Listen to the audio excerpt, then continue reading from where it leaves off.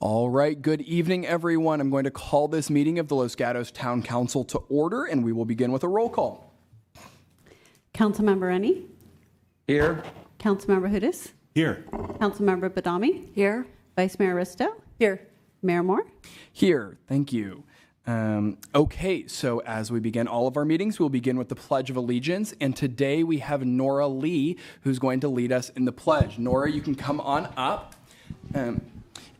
And as Nora makes her way up, I'll tell you a little bit about Nora. So Nora is a fourth grader, or is a rising fourth grader at Van Meter Elementary School. She is very involved in our community. Perfect. She is involved in gymnastics, golf. She loves reading and drawing. She's involved in the K-Kids Club, which is amazing, our Kiwanis Club for students. Is that right? And the Refuge. What is the Refuge? That's okay. And when asked what her favorite thing about Los Gatos is, or what she wanted to share with the community, she said she likes how neat and clean Los Gatos is, the stores, the parking lots, and the building, which is a big part thanks to our town staff. So thank you to our town staff for keeping our community clean. Are you ready to lead us in the pledge, Nora? All right, I'm going to give you the microphone. Tell everyone to please rise. Please rise.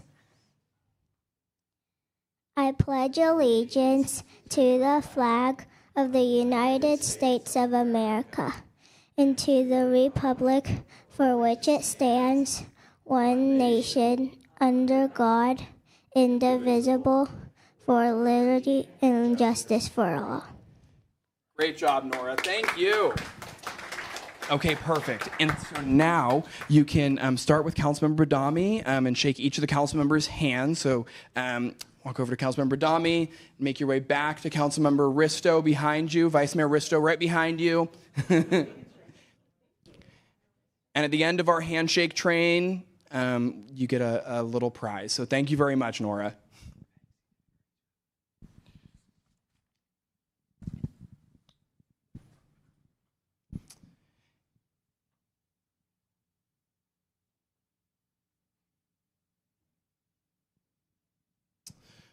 All right, thanks again, Nora. You rock.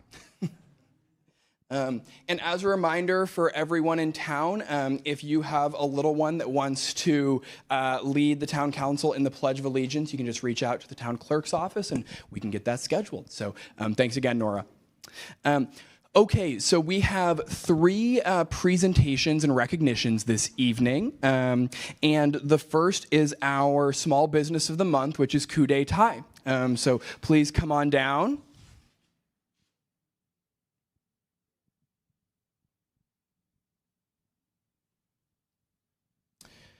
So for those of you that don't know, Coup d'etat is a wonderful local business in our town, located in the downtown. Coup d'etat is a authentic, amazing Thai restaurant, one of my absolute favorites. And so I'll read a little bit about Coup d'etat. So congratulations to the entire Coup d'etat team on being named Los Gatos' Business of the Month. For over a decade, you have brought authentic, exceptional Thai cuisine to the heart of downtown Los Gatos and become one of the most beloved dining destinations in our town. More than just a restaurant, you show up for our community, opening your doors for gatherings that bring Los Gatos together. Coup d'etat regularly hosts gatherings, whether it's the Chamber of Commerce or private events, and inviting people into your space. And more recently, if you all haven't seen, Coup d'etat did a major remodel, which also was a major investment in our downtown community, I think doubling or more than doubling your space. They now have a Business of the Month. Thank you. Take a picture. Yeah.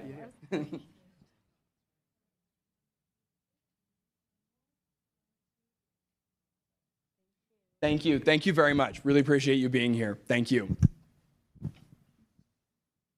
If you have not checked out Coup d'etat, I couldn't recommend it more. Okay, our next recognition is a commendation for Superintendent Paul Johnson. Please come on up. So for those that aren't aware, I have some very bad news for you tonight. Paul Johnson is retiring from the Los Gatos Union School District after 35 years in public education. 39 years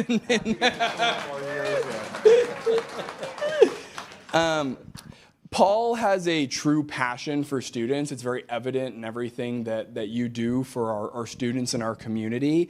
And I think one thing that's particularly commendable about you is some folks might not know that Paul Johnson is not only the superintendent of a significant, high-performing school district, but he is also the president of the Los Gatos Rotary Club, which is truly amazing, as if you didn't have enough on your plate. And so the town council has put together a commendation for you, honoring your... I have more than 3 decades, that's still correct, more than 3 decades in public service. Began his career in 1987 as a teacher in Riverside County. And some of the things that I'll highlight about Paul's service to our community, he advanced project-based learning at our elementary and middle school, has really pushed STEAM, has prioritized elementary Spanish, which is something that is so cool. I think that's such an amazing skill and something that I wish I had learned when I was going through our school district. And one of the other things I'll just say about Paul is that Paul really embodies service above self, which I know is very important for you. It's not only the motto of the school district, but also the motto of Rotary. And when I was looking things up, preparing this commendation, you cannot look up Paul Johnson on the internet without seeing him by service above self. And I think that's very much indicative of the school district that you've run in our community for the past decade. I can't think of a more servant leader and someone that has done more for our community. So I just want to express my most sincere gratitude, and I'll turn it over to you if you want to say a few words. Sure. Well, thank you for that, Mayor Moore.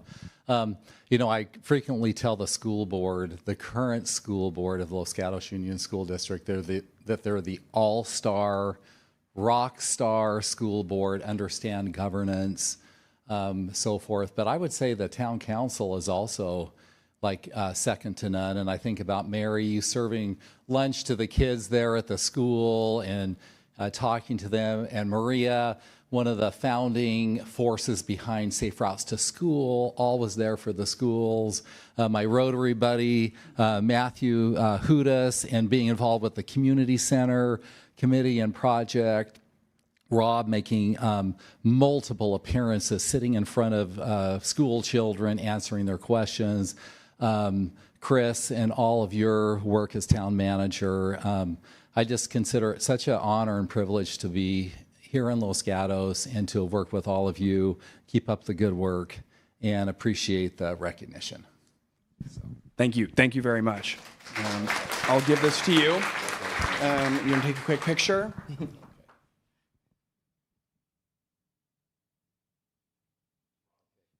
Yes.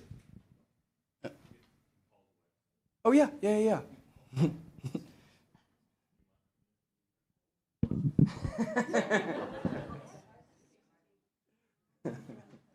takes a good partner to be a good superintendent.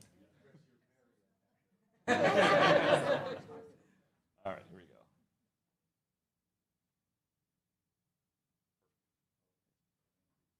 go.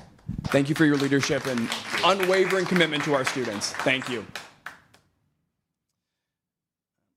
Okay, and we have one more presentation recognition this evening for the Daughters of the American Revolution Los Gatos chapter, who are here this evening of all evenings to help recognize the United States' 250th anniversary of the Declaration of Independence. And for those that don't know, the Daughters of the American Revolution is comprised of members who directly descended from a patriot of the American Revolution.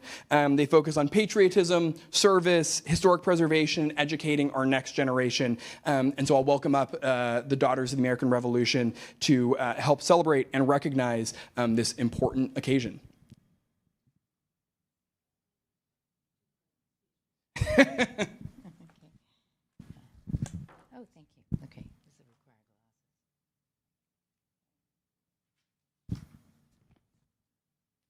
glasses. My name is Janet McAlpine, and I'm the chairperson of the America 250 Los Gatos Chapter Daughters of the American Revolution. I'm going to give a very brief summary of DAR. National Society of Daughters of the American Revolution, or DAR, which is how it's commonly called, was founded in 1890. The organization's home occupies a full city block in Washington, D.C. The buildings include Constitution Hall, Memorial Continental Hall, a big library, and several other buildings. They can be rented out. In fact, the U.S. government rents them for galas, military events.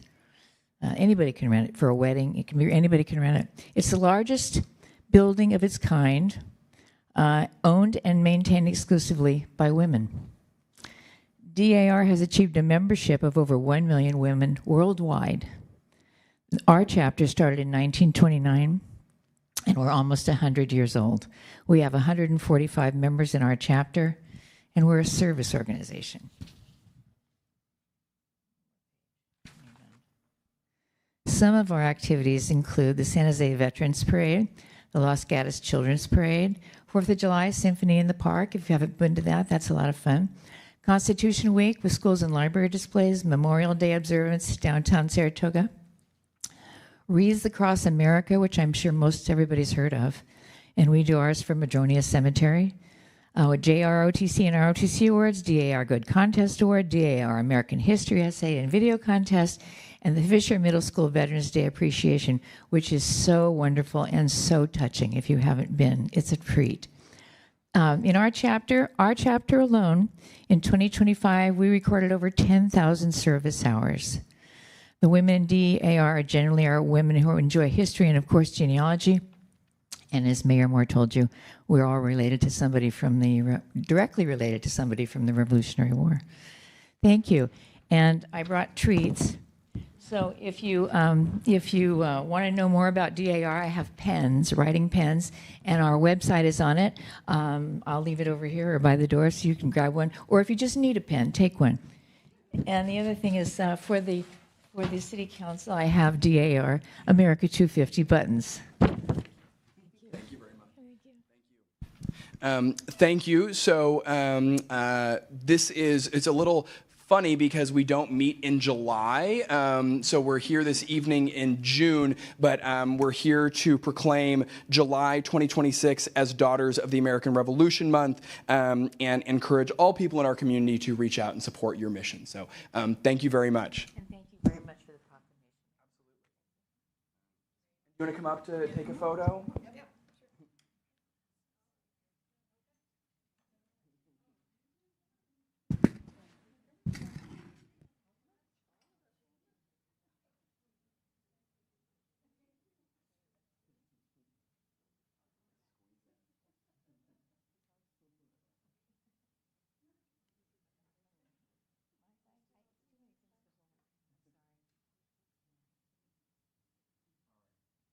One first. Kira.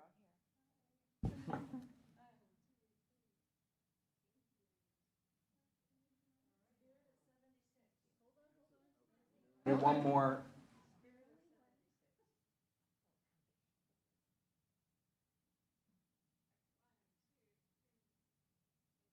Thank you very much. Thank you all for being here. Thanks a lot. Thank you. Right, I'll give the pens to her over in the corner. Thank you so much. Yes, thank you. Thank you so much.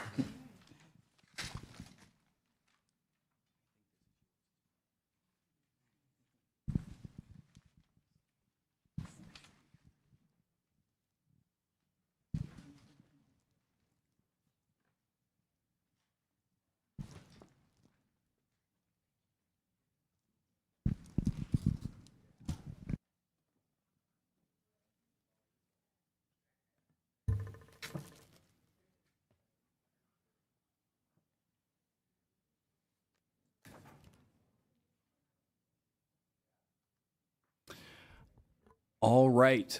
So we will now move on to the public portion of our meeting, which is the time for people to comment first on items that are on consent and then on items that are not on the agenda. And so if anyone is here to comment on any of the items on the consent calendar, which are considered routine town business, please fill out a speaker card, and I will call you up.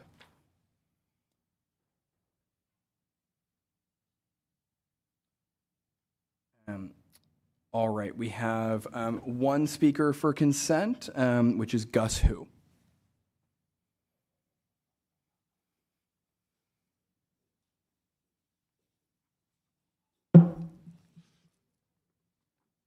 Okay, I sent in supplemental material, and it just there's a bunch of stuff that 10 items that I want to speak on. One is I think we should have 10-day kind of thing, but the minutes aren't put down, and people talked. A number of people talked last week. And it's easier to trace and look back at. I talked on the World Cup, and it's here, and some of the stuff that's on the paper here. The number 3 is the terabyte. They're charging $5,000 for 1 terabyte, and it's like 50. If you looked it up, it's like $50 to $250 the max to store terabytes. And so if you wanted more terabytes, number 4, cloud storage costs $10 per month, data and stuff like that. These are very expensive things. I think we need to overhaul the system anyways, because it wasn't working last week. The Zoom wasn't working. There should be things. Number 5, law firms on call. 2, 5, and 6 are law firms on call. 40,000 for the cup. I'm going to be talking a little bit more about that. Number 19, the cup modification and stuff like that. They should get paid by the hour, not straight up 40,000 in legal costs. I mean, we save a lot of money that way. The town would. 7, for what this is the study for a 5-year. I'm not sure exactly what that is. A lot of this stuff there should be study sessions on some of this, and the Financial Commission should have more say on instead of doing the consulting stuff. There's way too many consultants as it is. The 10 and 11 are drainage system surveys, no bids, on call. I've talked about Loma Street. And that's I think that's fraud. People, if you start looking at it. Number 12, consultant and legal department again.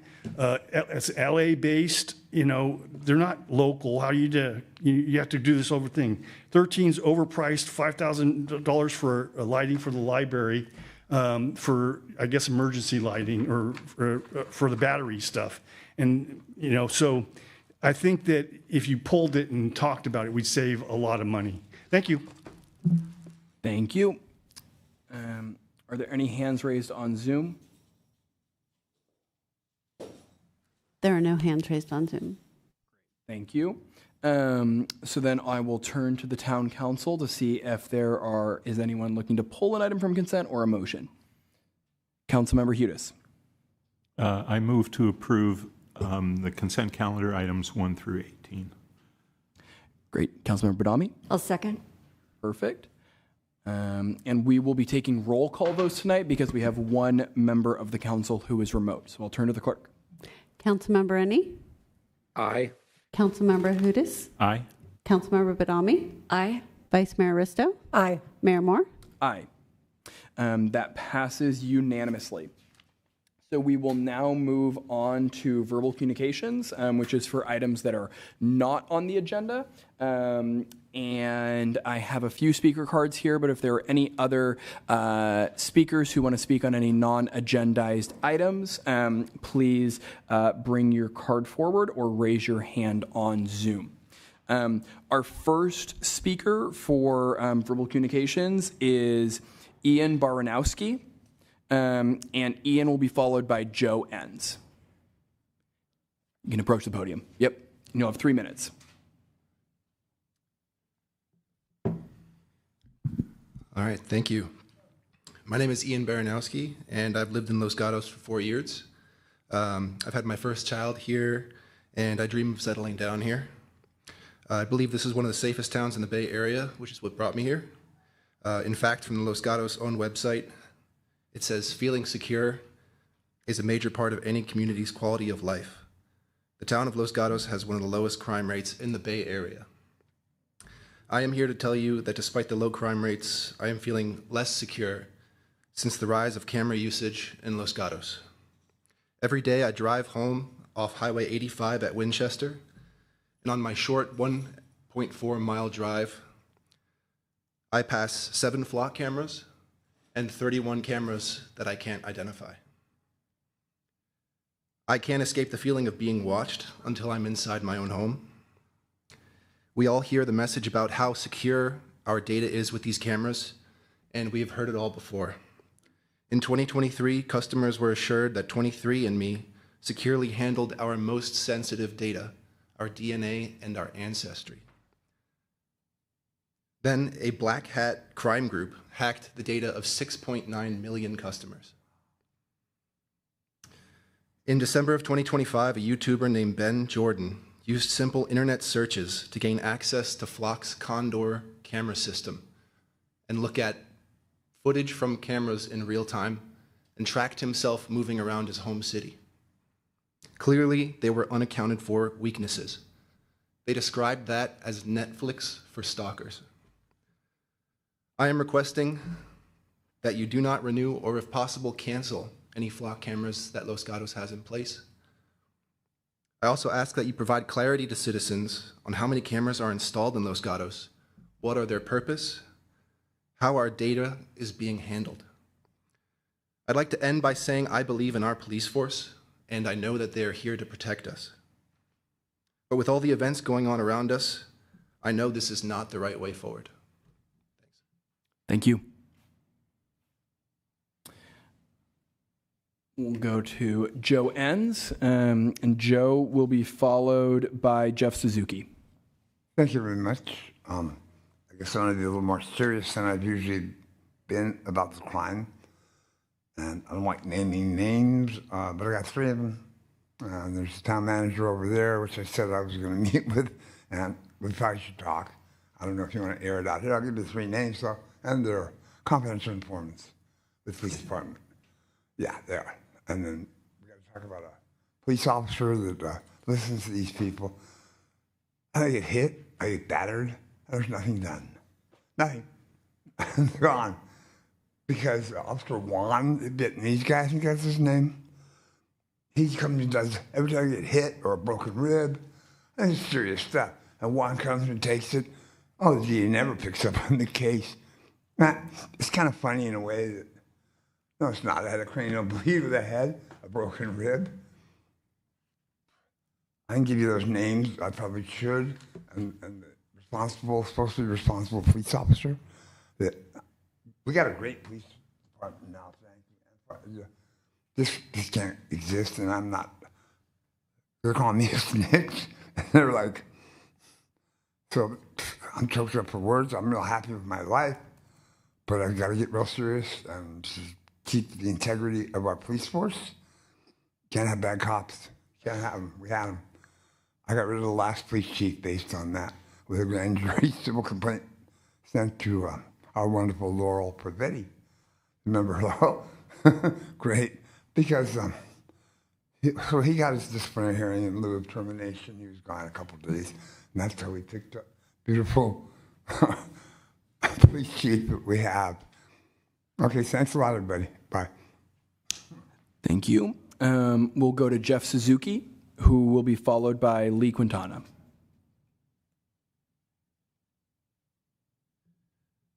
Good evening, council members. I will disclose that I am not speaking as a Complete Streets and Transportation Commissioner, but as a private citizen and the president of the Los Gatos Anti-Racism Coalition.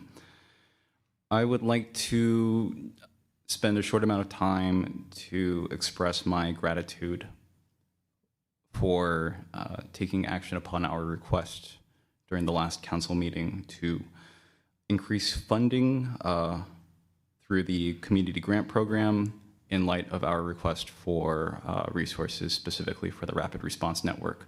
We had come to these council meetings for, since March, basically every council meeting. We had started our vigils in February. There were hundreds of distinct visitors over the course of those months. And it really does mean a lot to me and to the organization and to many of our community members that I've spoken to, that this council acknowledged the concerns of our community and acted upon them in a material way. It really does represent the ideals of local government. So thank you. I very much appreciate it. I understand that this money has not yet been allocated to the Rapid Response Network, but I understand that this council was working within the constraints of the existing system. It can't accommodate every individual request, but I do appreciate that this council did what it could on that particular night. This money would be very useful for supporting the over 100 volunteer rapid responders who serve within Los Gatos, providing material support for those who are victimized by federal immigration enforcement, and also providing legal support and material support to those whose family members have been deported across the county and potentially in our own town. So thank you. I very much appreciate it. Thank you. We'll go to Lee Quintana, and Lee will be followed by Gus Hu.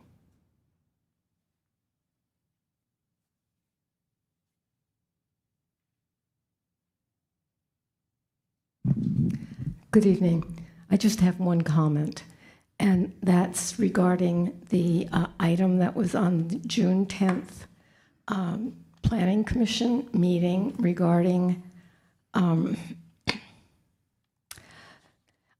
it was on other matters, and it was to be a discussion of the work plan that was submitted to the council by the Historic Preservation Committee. And by the way, I have to say, I am on the Historic Preservation Committee, but I'm not speaking for them. I'm speaking as an individual.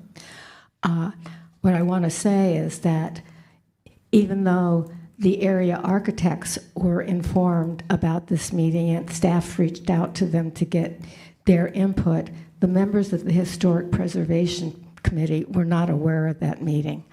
And I think that is something that they should have been made aware of, since it was their work program that was submitted and that was going to be discussed. Thank you. Thank you. And our last card in the room on verbal is Gus Hu.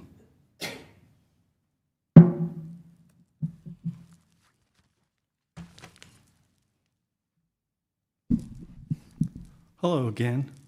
So I think got mutated, the World Cup. They're going color. So I think we might have to quarantine the sound or something.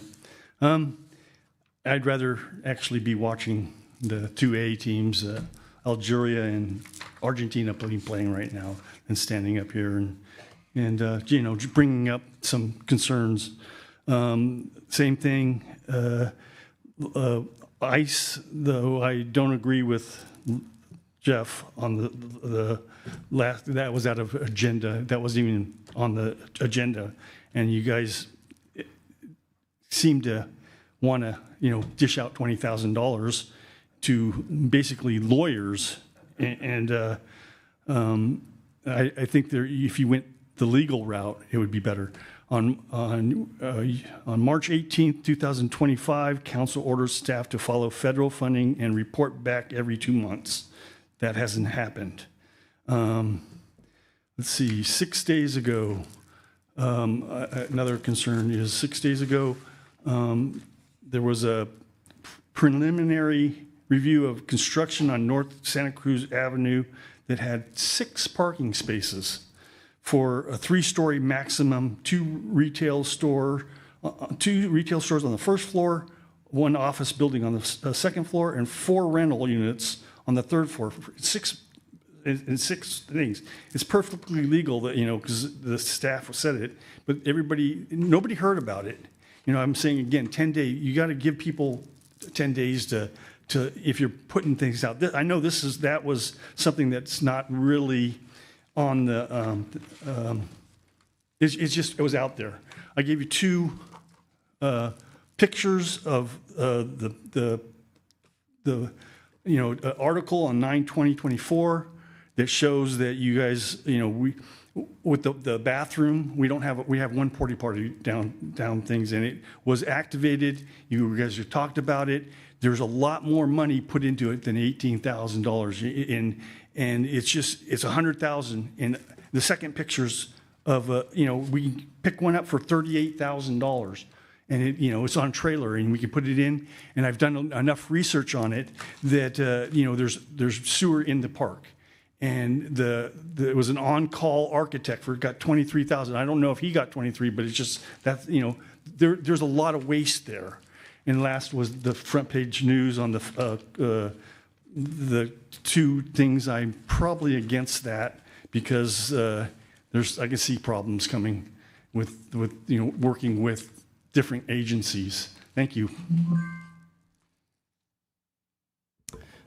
Thank you. And it looks like we have 1 hand raised on Zoom for verbal communications. We'll go to Arnav.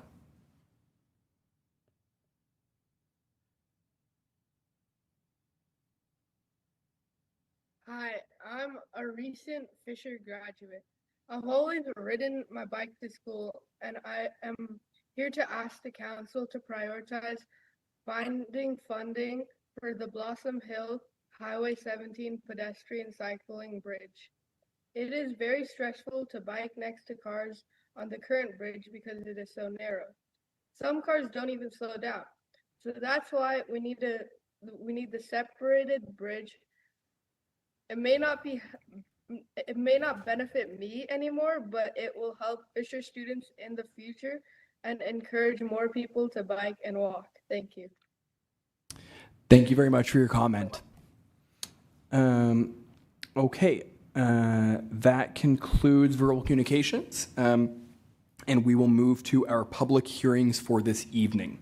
Our first public hearing is item 19, which is to consider continuation of an appeal of the Planning Commission decision to approve a request for a modification to an existing conditional use permits for the West Valley Muslim Association.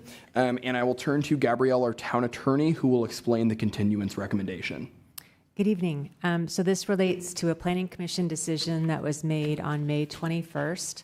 The town code provides that interested parties can appeal the decision, and they have 10 days to do so.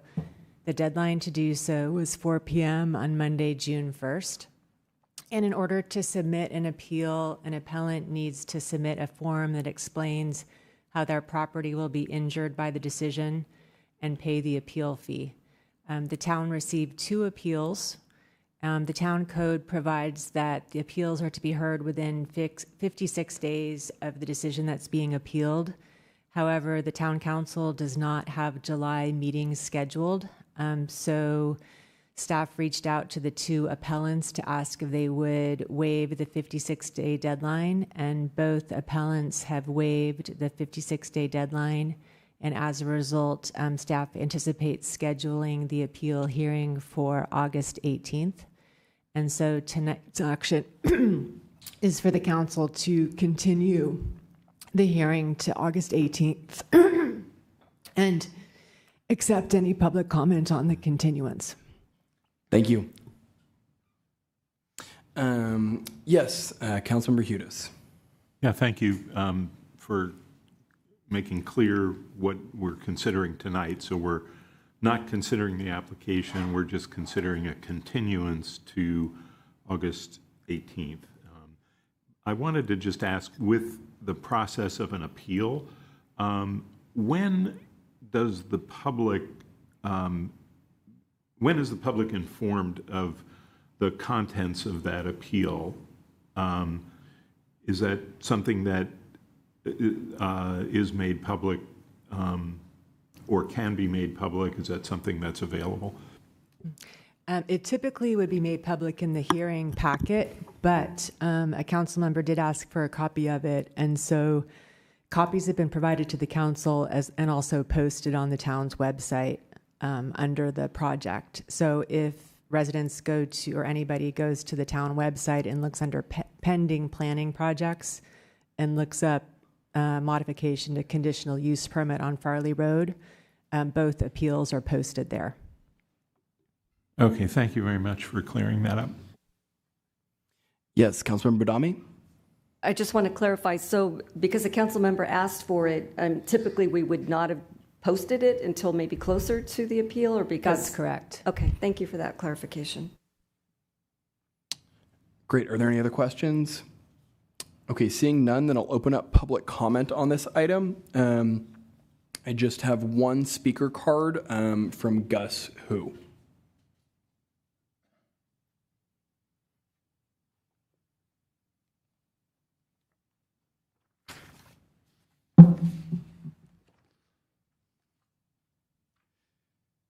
Okay, you have just been handed I appealed it on the day after. I do have I have a right to appeal. You know, it's a constitutional right, First Amendment. If I have a grievance, I have. You know, it's one of those things that, and I do have documentation for the town doesn't get back to me for a week later after I appeal. I handed it to the town attorney and stuff like that. I don't want to get in an argument, but you know, this is a religious.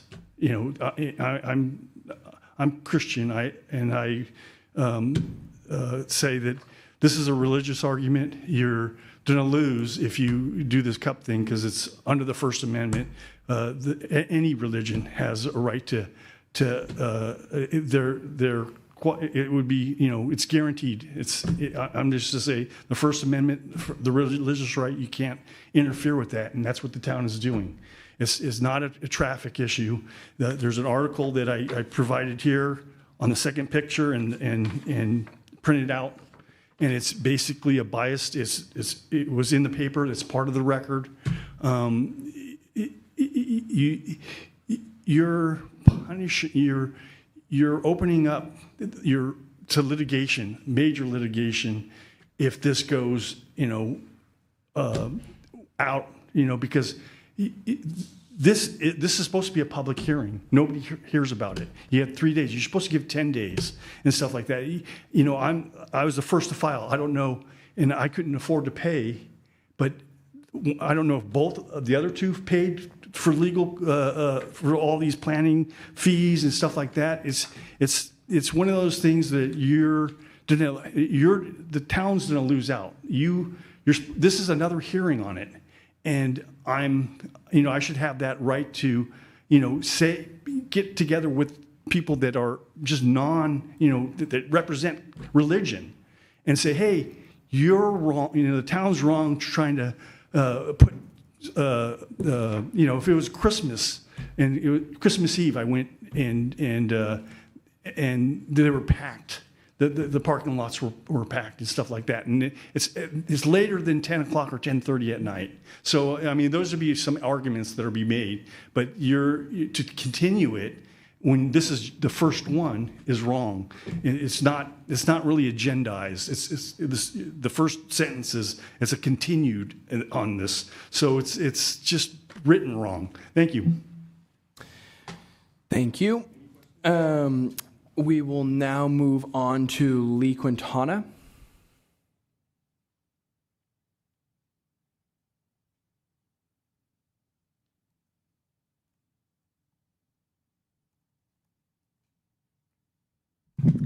Lee Quintana, good evening. This is going to sound like a continuation of my other comments earlier. I too looked at the pending projects filed several times before today, expecting to see the appeals that were submitted. it's my understanding that once something is submitted to the town, it becomes public. And the public should not have to ask for something to be placed on the pending projects page. The project is the appeal, and the appeal should appear on that page. And this is just another instance where some of the noticing practices that we now do, in a sense, is keeping the public from knowing what is going on. It presents as a transparency problem. Thank you. Thank you. I see no hands raised on Zoom for this item, so I will look to the town council for comments or a motion. Yes, Vice Mayor Risto. Thank you.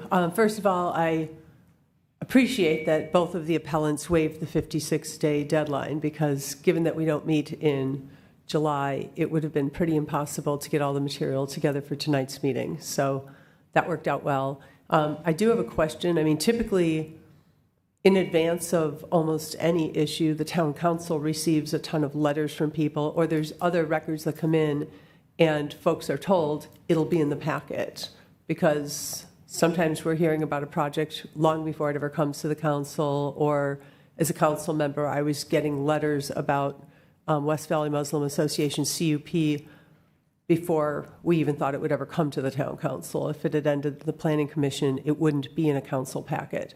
And so my assumption is that, like every other issue that comes before the council, that all of the information that relates then to how everything came to, how the hearing came to the planning commission is part of our packet, but also subsequent material from the date of that hearing. So that would be the appeal, that would be any letters that continue to come in. Is that correct?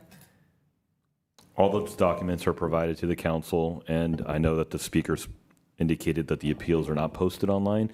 They are the second and third links on the pending projects page for the Farley Road project, so both appeals that were filed correctly in accordance with our rules are posted there. So when the meeting does occur, all those documents will be provided for the council's consideration. Okay, a follow-up question. In the past, when there's been an appeal to the town council, has the appeal been posted ahead of the packet for that meeting? I don't believe so. Okay, is that part of our procedures, or is that a policy? I will turn it over. I think Sean Mullins here that can speak to that.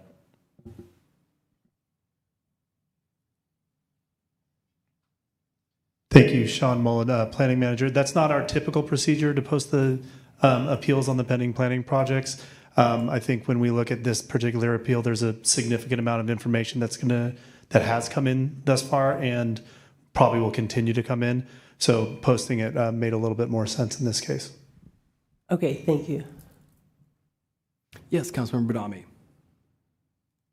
For the reasons provided by our town attorney that council has a recess during July and that both appellants waived the 56-day period, I move that we continue this appeal hearing to a date certain of August 18th, 2026. Great. Vice Mayor Risto? Second. Okay. Yes, Councilmember Hudes. A question for the town attorney. Are there two appeals, or is there a third appeal that is lawful? There are just two appeals that submitted the appeal form with the required information and paid the fees. And that said, when this does come for public hearing, any member of the public can address the council. Thank you. Great. Seeing no other questions, I will turn to the town clerk for a roll call vote. Councilmember Ennie? Aye. Councilmember Hudes? Aye. Councilmember Badami? Aye. Vice Mayor Risto? Aye. Mayor Moore? Aye. That passes unanimously, and we will hear that item again in August. Thank you all very much. We will now move to item 20, which is to conduct a brush abatement program public hearing to consider objections to the proposed removal of brush on parcels listed on the 2026 Wildland Urban Interface WUI Area Non-Compliant Parcel List. Paul Gonia, Public Works Project Analyst, will present the staff report, and I apologize if I said your last name wrong. You actually got it correct, so thank you. Good evening, Mayor, Vice Mayor, and council members. My name is Paul Gonia, and I'm a project analyst with the Parks and Public Works Department. Each year, the town adopts a hazardous vegetation abatement program, also known as the Brush Abatement Program, for parcels located within the wildland urban interface area, also known as the WUI. Santa Clara County Fire administers this program on behalf of the town. Jeremy Davis, a representative from County Fire, is here with us tonight in support of this item. Town Code Section 92025 requires that properties within the WUI maintain defensible space near homes. Each year, property owners are reminded that they must remove flammable vegetation around their homes and other structures on their property to create a defensible space. Throughout the spring, County Fire staff performed inspections and provided education to property owners in the WUI to encourage compliance with vegetation removal requirements. On May 5th of this year, the Town Council adopted a resolution declaring unmanaged vegetation a nuisance, ordered owners to perform abatement, and set tonight's hearing date to consider objections from any property owners who have not yet completed the necessary abatement. Attachment 1 of the staff report identified properties that still need inspection as of May 29th. The date of the hearing had to be posted. As of June 3rd, 2026, County Fire completed all of its inspections and notified the town that all inspected Los Gatos properties are in compliance. Parks and Public Works would like to thank County Fire for all their hard work and support in administering the county brush program. PPW would also like to thank the Los Gatos community and the various property owners for all their efforts and support. No protests or other written communications have been received on this item. That concludes my report, and I'm happy to answer any questions. Thank you very much. Thank you to County Fire, Parks and Public Works, and our town residents for making our jobs a little bit easier this evening. Are there questions for staff or County Fire? Okay, seeing none, I will open up public comment on this item. I have no speaker cards, and I do not see any hands raised on Zoom. So we'll close public comment on that item and turn back to the council. Yes, Vice Mayor Risto. Thank you. Well, this is easy. I mean, everybody came into compliance. I feel like the messaging about hazardous brush and fire readiness is being taken seriously all across our community, and I think this is one outward sign of that. It just says we have the hearing, so it doesn't sound like we need to vote on anything or make a decision. We're just hearing this. I'll look to the town attorney, the town clerk, or public works staff.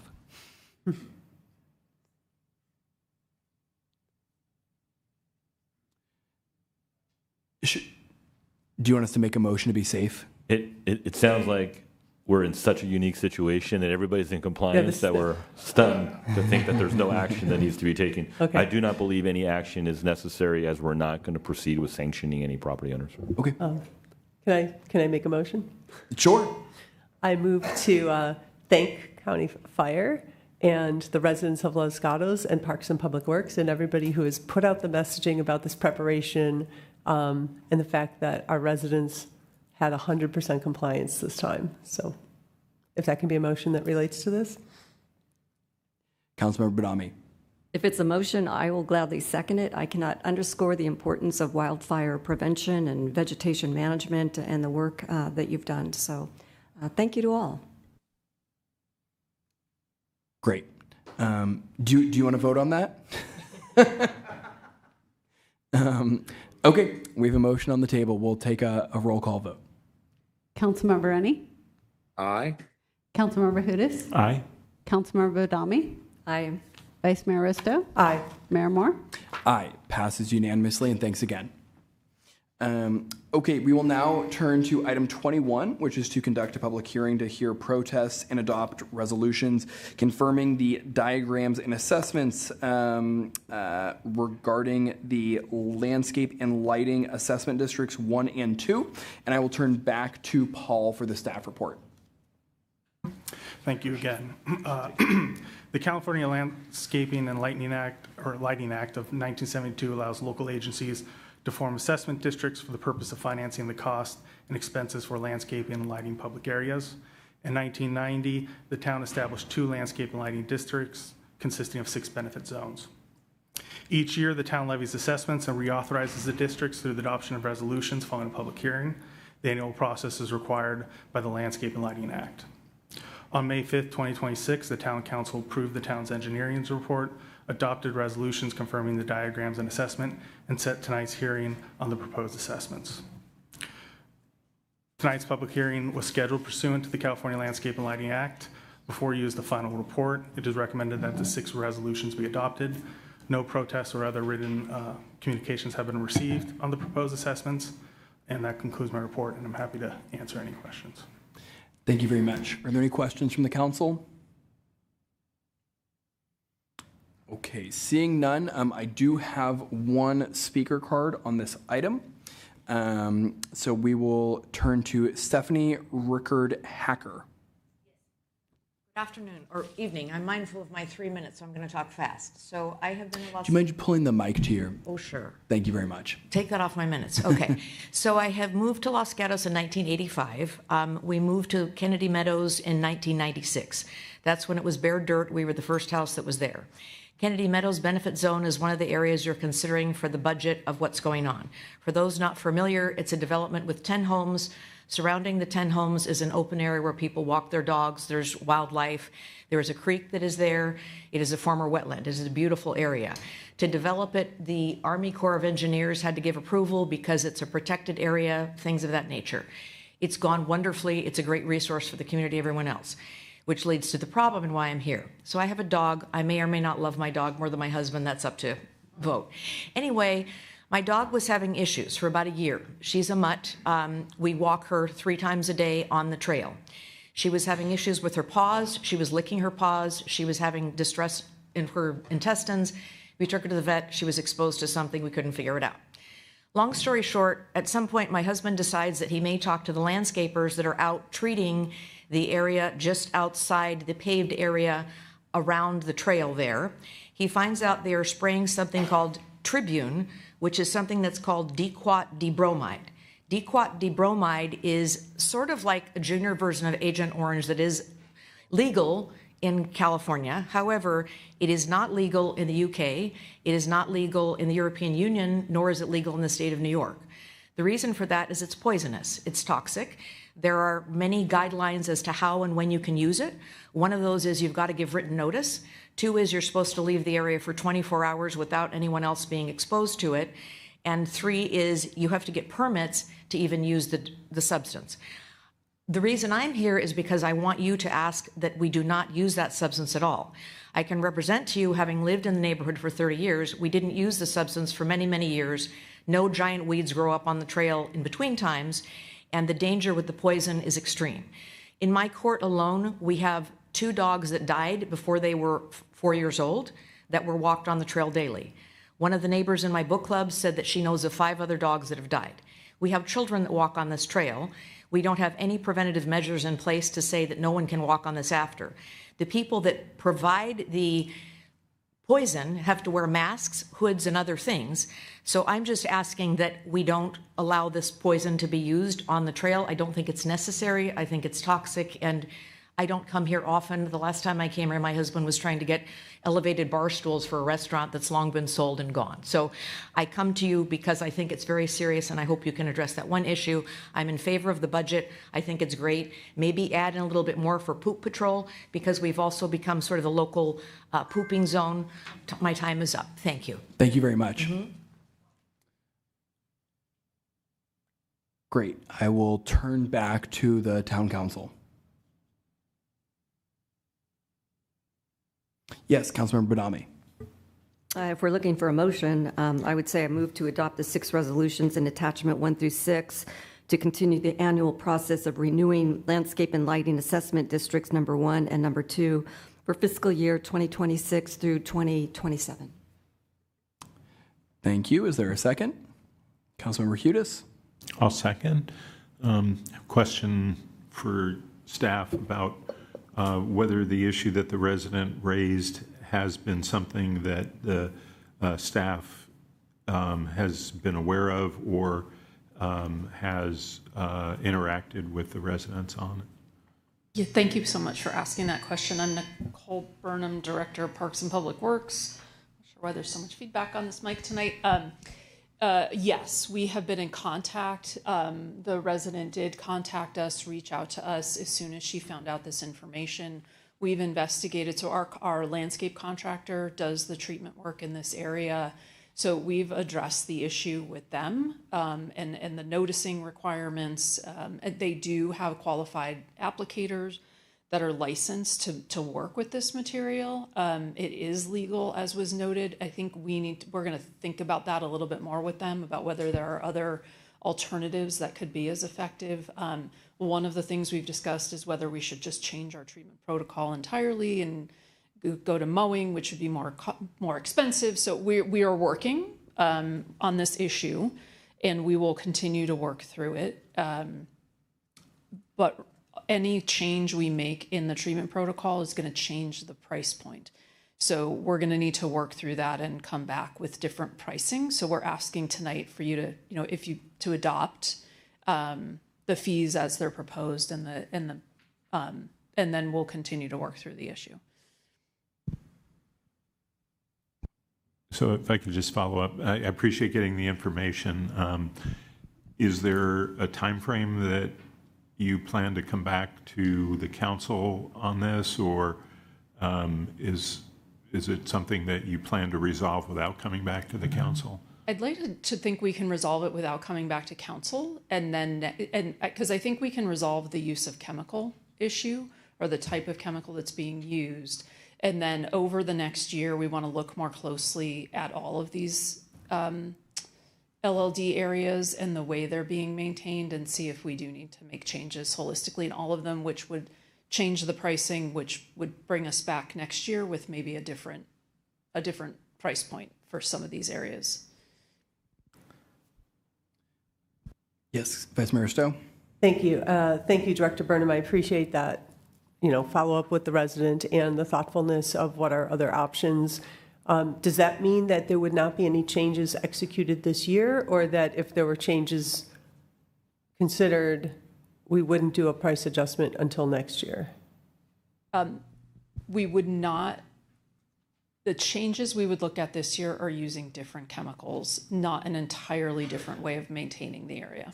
Okay, got it. So changing chemical wouldn't have a big impact on the price. The Correct. Price swing would be if we went to mowing or some other maintenance approach versus hand pulling, whatever. That is versus correct. chemicals. Okay, Yes. got it. Yep. Thank you. Great, and it sounds like staff is thoughtfully looking into this. I'll just share, I'm very sympathetic to what the resident shared. I've had a resident from the Santa Rosa Heights Lighting and Landscape District reach out to me about this maybe 6 months ago, and then also I've had a few residents whenever the spraying happens in Gatos in the Heinz open space. I get a couple emails, and so I do think it's something worth looking into. It sounds like you all are going to do just that, so thank you. Councilmember Rennie has a question. I'll comment. I would just say that, I'm sympathetic to trying to use the least chemicals possible, or at least the least toxic chemicals possible. If we decide that we're going to a more expensive method to reduce our effect on the environment and the people, basically, I would say we would want to notice the people of these districts to say, we're increasing because we think this is going to be a less toxic, less bad for the environment and the people solution, but basically let them know that is why we're increasing it, and then see what the feedback is. Thank you. Thank you. Look to the town manager. No, we'll take a look see if there's a more sustainable way to approach this. However, with a landscape and lighting district, if there's any changes that impact the cost and needs to be a cost increase or decrease, we would need to go back through the process that involves a vote of those who are impacted by that assessment, in which case, yes, we would have to engage them. So I think if we're looking at a different protocol that may have a material impact on the dollars and cents of the approach, yes, we will be engaging with the residents to determine is there an appetite to do so, and if so, proceed through the process for the next year to change the assessment. Great. Thanks for that context. Okay. No, I'm sorry. Thanks for asking. We will now call a vote of the council. I'll turn to the town clerk. Councilmember Rennie? Aye. Councilmember Hudas? Aye. Councilmember Badami? Aye. Vice Mayor Aristo? Aye. Mayor Moore? Aye. That motion passes unanimously. Thank you. Okay, we will now move on to item 22, which is to adopt a resolution approving the proposed fee schedule for the Adopt a Bench program for this next fiscal year. And I will turn to Nicole Burnham, our Parks and Public Works Director.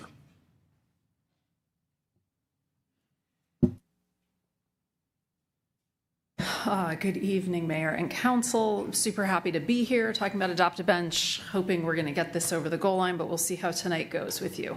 So just as a refresher, so I did this this presentation, thank you so much, Kira, came out today very late in the day as a desk item, just to kind of frame the conversation we're about to have. So if we could go to the first slide.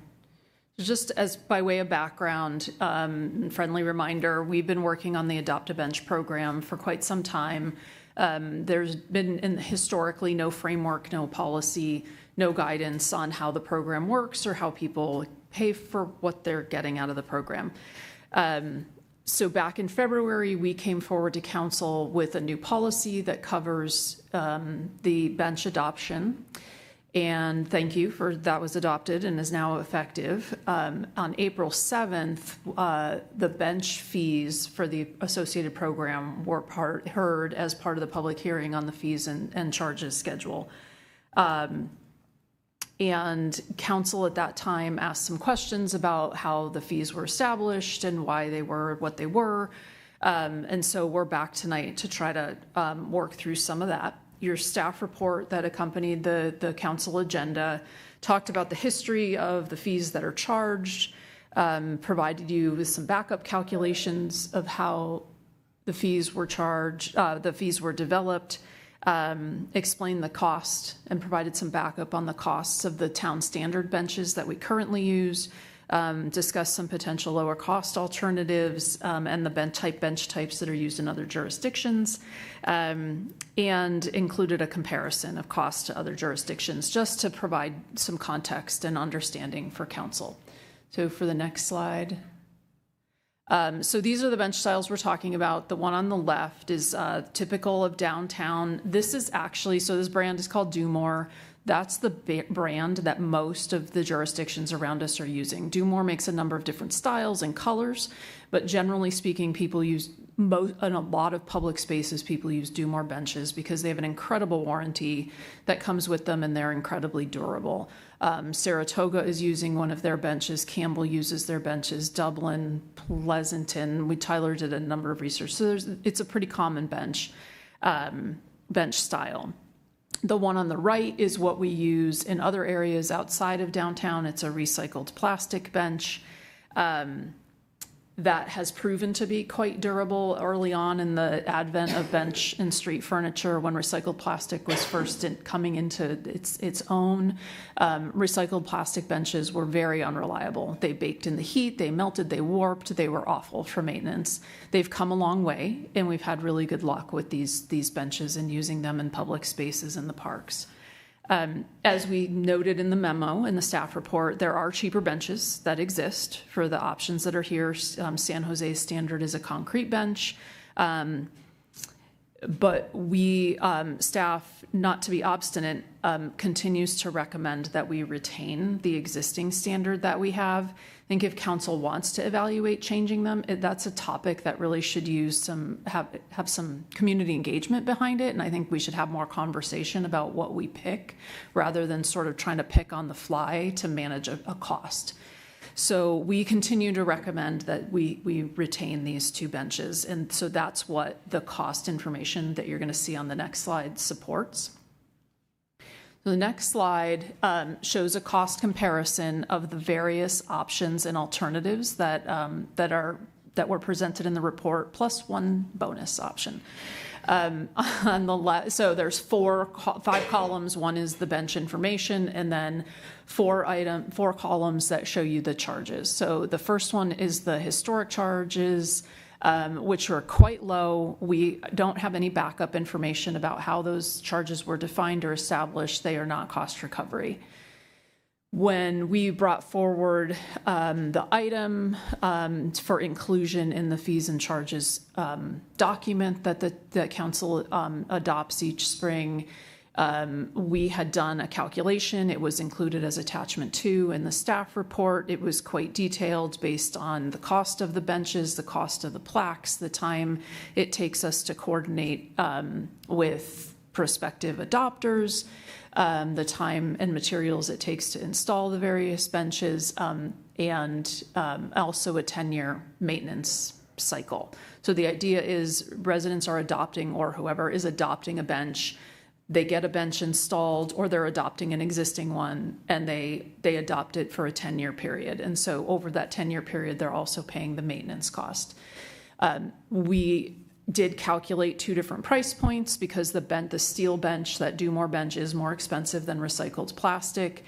We took those 2 separate costs, steel versus plastic, and then averaged them to get the $9,865 price point. And then we did, with this new, with the new policy, we did open the opportunity for adopters to continue their adoption.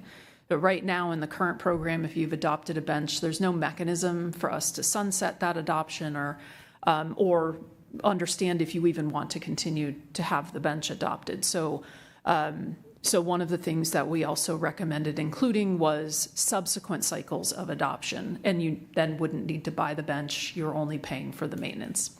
So that's what the proposed charges from 2026 were. In the staff report, we presented an alternative, recognizing that council really can set the fee at whatever they would like. We had suggested we could do the benches at cost, and if we can find lower cost vendors, then people would charge, we're only going to charge them what we pay for the bench, which we can document through our procurement procedures. And then determine, council certainly has the right and the opportunity to determine what they would like to charge for staff time. Today, in preparing for this item, as we were talking about it more at staff, at a staff level, we recognized that when we calculated the 10-year maintenance cost, we included time for both a lead maintenance worker and a field worker to do the maintenance. And as we thought more about that, we recognized that the lead worker, while they would be there in the park, they probably aren't dedicating all of their time to maintaining the bench. So the alternative 2 that's on the slide in front of you recognizes a cost savings from not including or reducing the amount of time a lead worker would spend on bench maintenance. So that drops the prospective fee down as low as $6,912 for a new bench, and drops the 10-year renewal down to the $2,958 value. So those are options for council to consider and think about. If we go to the next slide. So just as you're considering this, a couple of things to think about too. So in the past, with bench adoption, people would come to us and say, we want a bench and we want it here. And so almost every time someone adopted a bench, they were paying for a new bench because they were adding a bench to the system. With the way we recalibrated the program, we are strongly encouraging people to use existing benches, existing bench locations. So they can pick a location, and if they want a new bench, they can pay for it. But if they don't want a new bench, we can put a plaque on the existing bench that's there. So if the bench is in good condition, they don't need to pay for the new bench. And I think that's a really important distinction and understanding, because it gives people some flexibility over the cost that they end up paying. So under all the scenarios that we're presenting, we're suggesting the bench cost is only charged if they're not using an existing bench, or if they decide they want a new one for some reason. And the bench costs that we're presenting to you are based on recent purchases. We will continue to look for lower cost vendors for these same style of benches, and obviously pass that cost on to adopters whenever we can.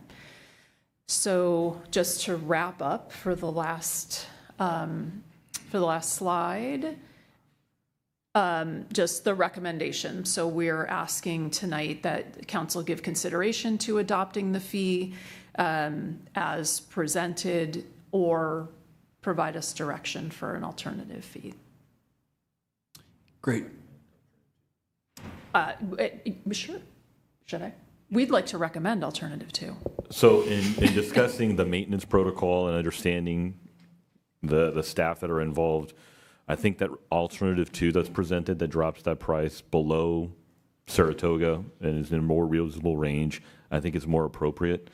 I'm also cognizant that while we're very supportive for folks that want to commemorate a new bench and put benches in different locations, we also have to recognize that unless there's a guaranteed funding source, every new bench in a location that the town wasn't originally planning to place a bench is potentially a long-term cost that the town would incur. And so I thank the director for helping folks navigate towards existing benches and either upgrading them from the recycled plastic to the more durable. What was the name of that bench again? Do more, since the bench does do more in terms of last longer. And I think that's the good direction.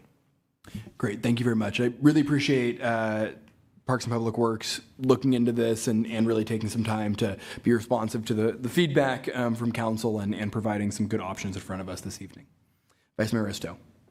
Thank you. I agree. I appreciate the deep dive into here and also giving us an option that heads more toward what we were asking for before.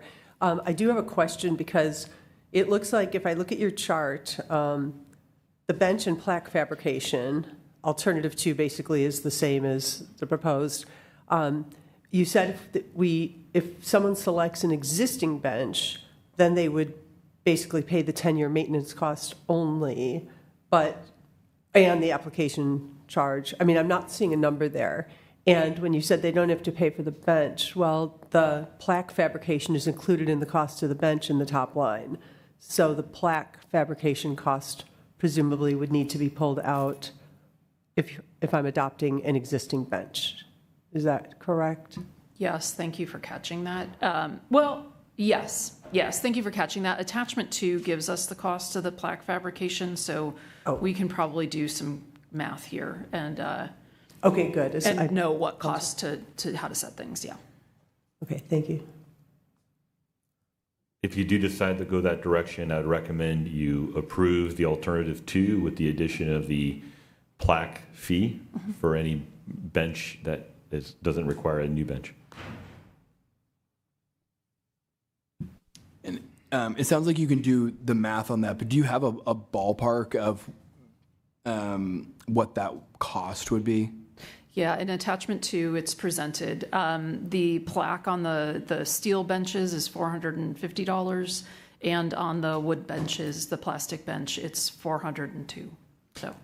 So to be clear, someone would adopt the bench, an existing bench, at that cost, and then agree to the renewal cost moving forward, or the maintenance costs moving forward? Yeah, I think what they would do is agree to the adoption with the fee paid that's on the second row of costs: application processing, bench procurement, and installation, and plus the $400. So, which would be $586 for the steel bench, or $1,360. It's a lot cheaper to install the steel benches, plus the $2,458 for the 10-year maintenance. Okay, thank you very much. Vice Mayor Risto? Yeah, not to beat this too hard, but if you're adopting an existing bench, there's no installation charge, correct?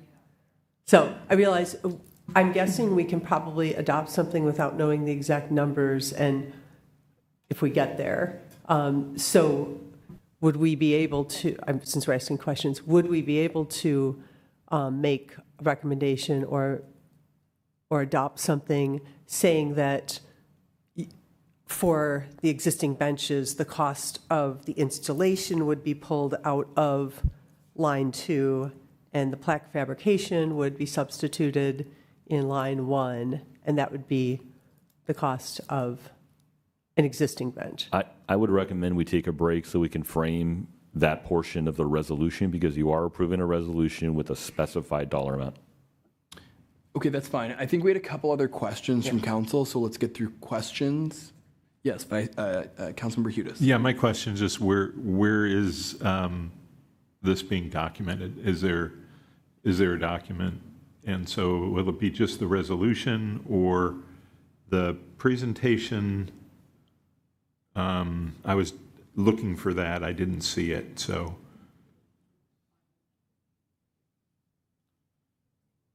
So the final fee that gets adopted will end up in the fee schedule with the fees and charges that gets published July 1st. But I think you're asking, so all of the line items that we're going to talk about are in attachment 2 of this staff report. I think what I'm going to do at the break is just juggle them around a little bit to give you a clearer picture of what. Okay, that's very helpful, and I'm not going to comment yet, but we haven't taken public comment, so, but thank you for doing that. Councilmember Rennie.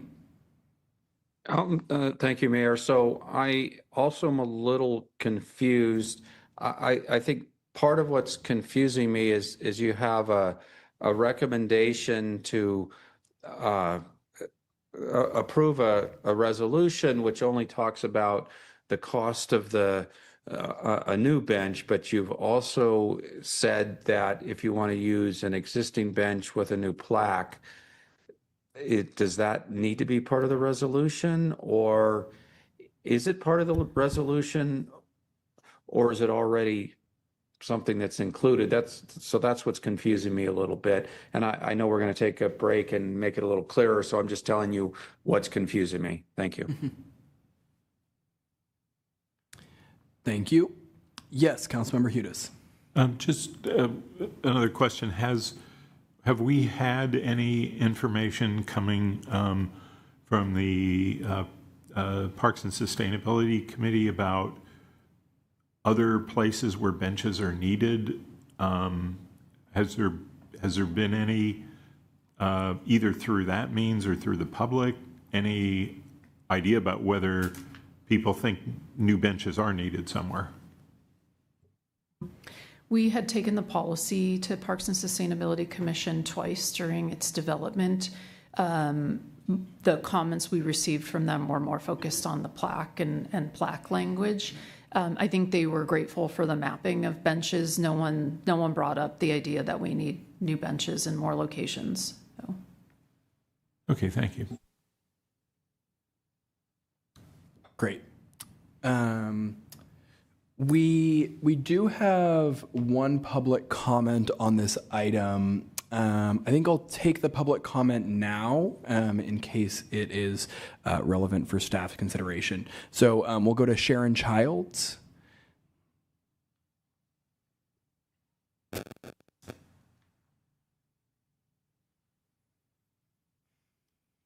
Thank you, Mayor and Council. Actually, what I am here to say doesn't really have to do with the fees, but because I was the executive director of the Los Gatos Community Foundation at the time, we were very involved in doing the Adopt a Bench. I have some information. I actually had a lot of information, but since I've been listening, I've changed everything. Hopefully I can get my points across. First of all, Mayor, Council Hudes, one of the things I heard you say was the location and adding benches. When I was involved in doing this, we were told that there were only a certain number of benches that could be placed in certain areas, and we were not going to be placing them any place else. I had one person in particular who was a family of a longtime resident of the whole family, wanted her bench to be put in a certain location, and we were adamantly told we could not put it in that location. And years later, and I can't say exactly how many years, now there's not only one bench at that location she wanted, there's two.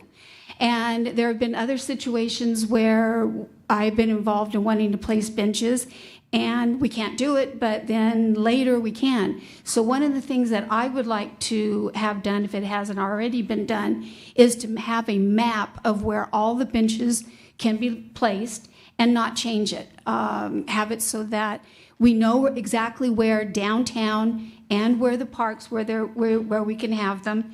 And like I said, not change them, because I personally have watched this happen and watched people be turned away. We have benches in the downtown area. There was you mentioned the cost of maintenance with the parks, but you didn't say anything. I didn't hear you say anything about downtown. I just want everyone to know that when I was involved, the benches downtown were the plastic ones, and if we were putting them in the parks, they were going to be the metal ones. And we couldn't change that. So I don't know what's going on with that now. One thing I did want to say is I know that you've been looking up for the people who are currently adopted bench people. I don't know if you found everyone or not. I would be willing to help out, because I realize if I look at the names or the information that's on the bench, my brain will eventually remember who bought that bench. And I do know there are some people who have not been contacted about their current benches, because I talked to my friend today. So I'm really here to offer assistance and just give you history information. And do I get to shake my hand? That's all. Thank you very much. Thank you. Looks like there might be a question for you, Ms. Childs. Councilmember Rennie? Yeah, I do have a Thanks question. a lot. Hello. Hi. Maybe your comments maybe think about this, this problem of where we allow benches and then later we allow them somewhere else. And you mentioned two locations, parks and downtown.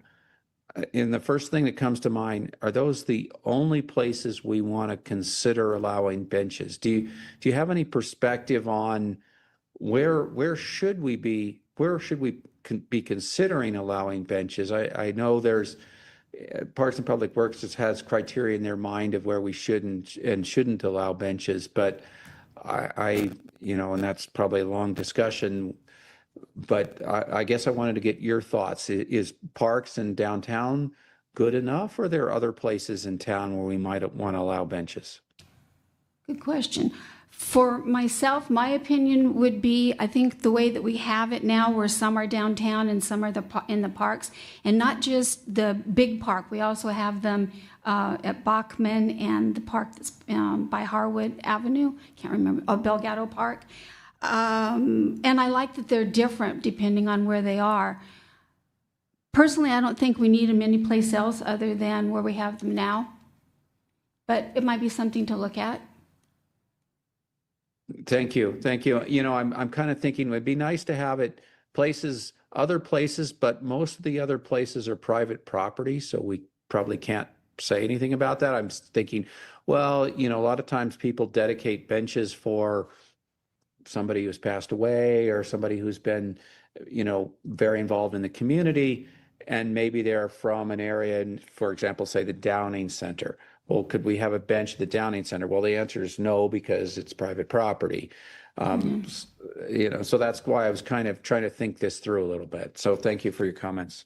Also, I'd like to mention when we have the event floor completed for the bandstand at Oak Meadow Park, we will, at least I remember that we will have opportunities for people to buy benches around that area as well. Great. Thank you very much. All right. I see no hands raised on Zoom. So what we'll do right now is we'll take a quick break. Director Burnham, do you have a sense of how long you'll need? 10 minutes max. Great. We're almost done. We'll reconvene around 8:35. Thank you.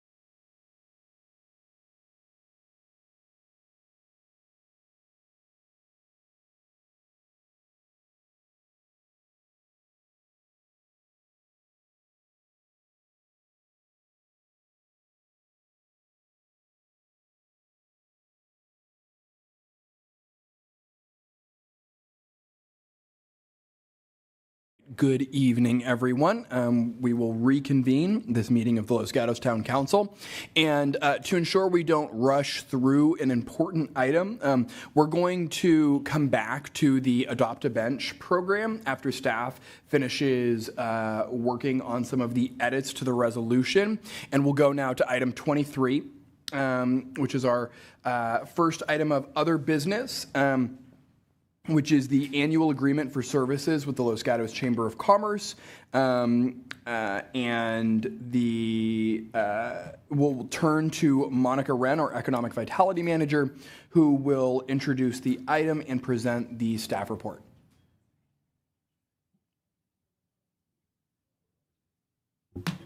Please take, let me lead this off as she gets to the actual item. I've had internal conversations with our Economic Vitality Manager about the entire structure of our economic development program, everything that we do that includes the chamber contract. And I will be proposing some fundamental changes in the next year's budget and wanting to report to the council the new approach we're going to take. So I want you to take that into the context as to whatever direction you want to give us today, that there will be future changes to the entire program. Thank you for your patience with me while I open my computer. Good evening, I'm Monica Wren. I'm the Economic Vitality Manager. And as Chris had indicated, before you this evening is the annual agreement for services with the Chamber of Commerce. The proposed agreement is attached to the staff report tonight along with the scope of services. The base compensation, so just a little bit of background, the base compensation for the Chamber of Commerce services was $55,000 historically, and then through the COVID recovery to get us back on our feet, we had allocated ARPA funds to increase that contract up to $88,000. And then through the following 2 years, we were able to sustain that compensation with the caveat that every year we would have to kind of reconsider if we could meet the $88,000. So this year, as we built the budget, we worked to get that $88,000 back into the budget. Just knowing how much work the chamber does do to support our businesses and to partner with the town on the Visitors Information Center and the Visit Los Gatos destination marketing platform. So after that was built in, we did hear from the chamber that they were asking for an increase in the funding for the same scope of services. That was sent out to the council and attached into staff report. So all of you should have that tonight.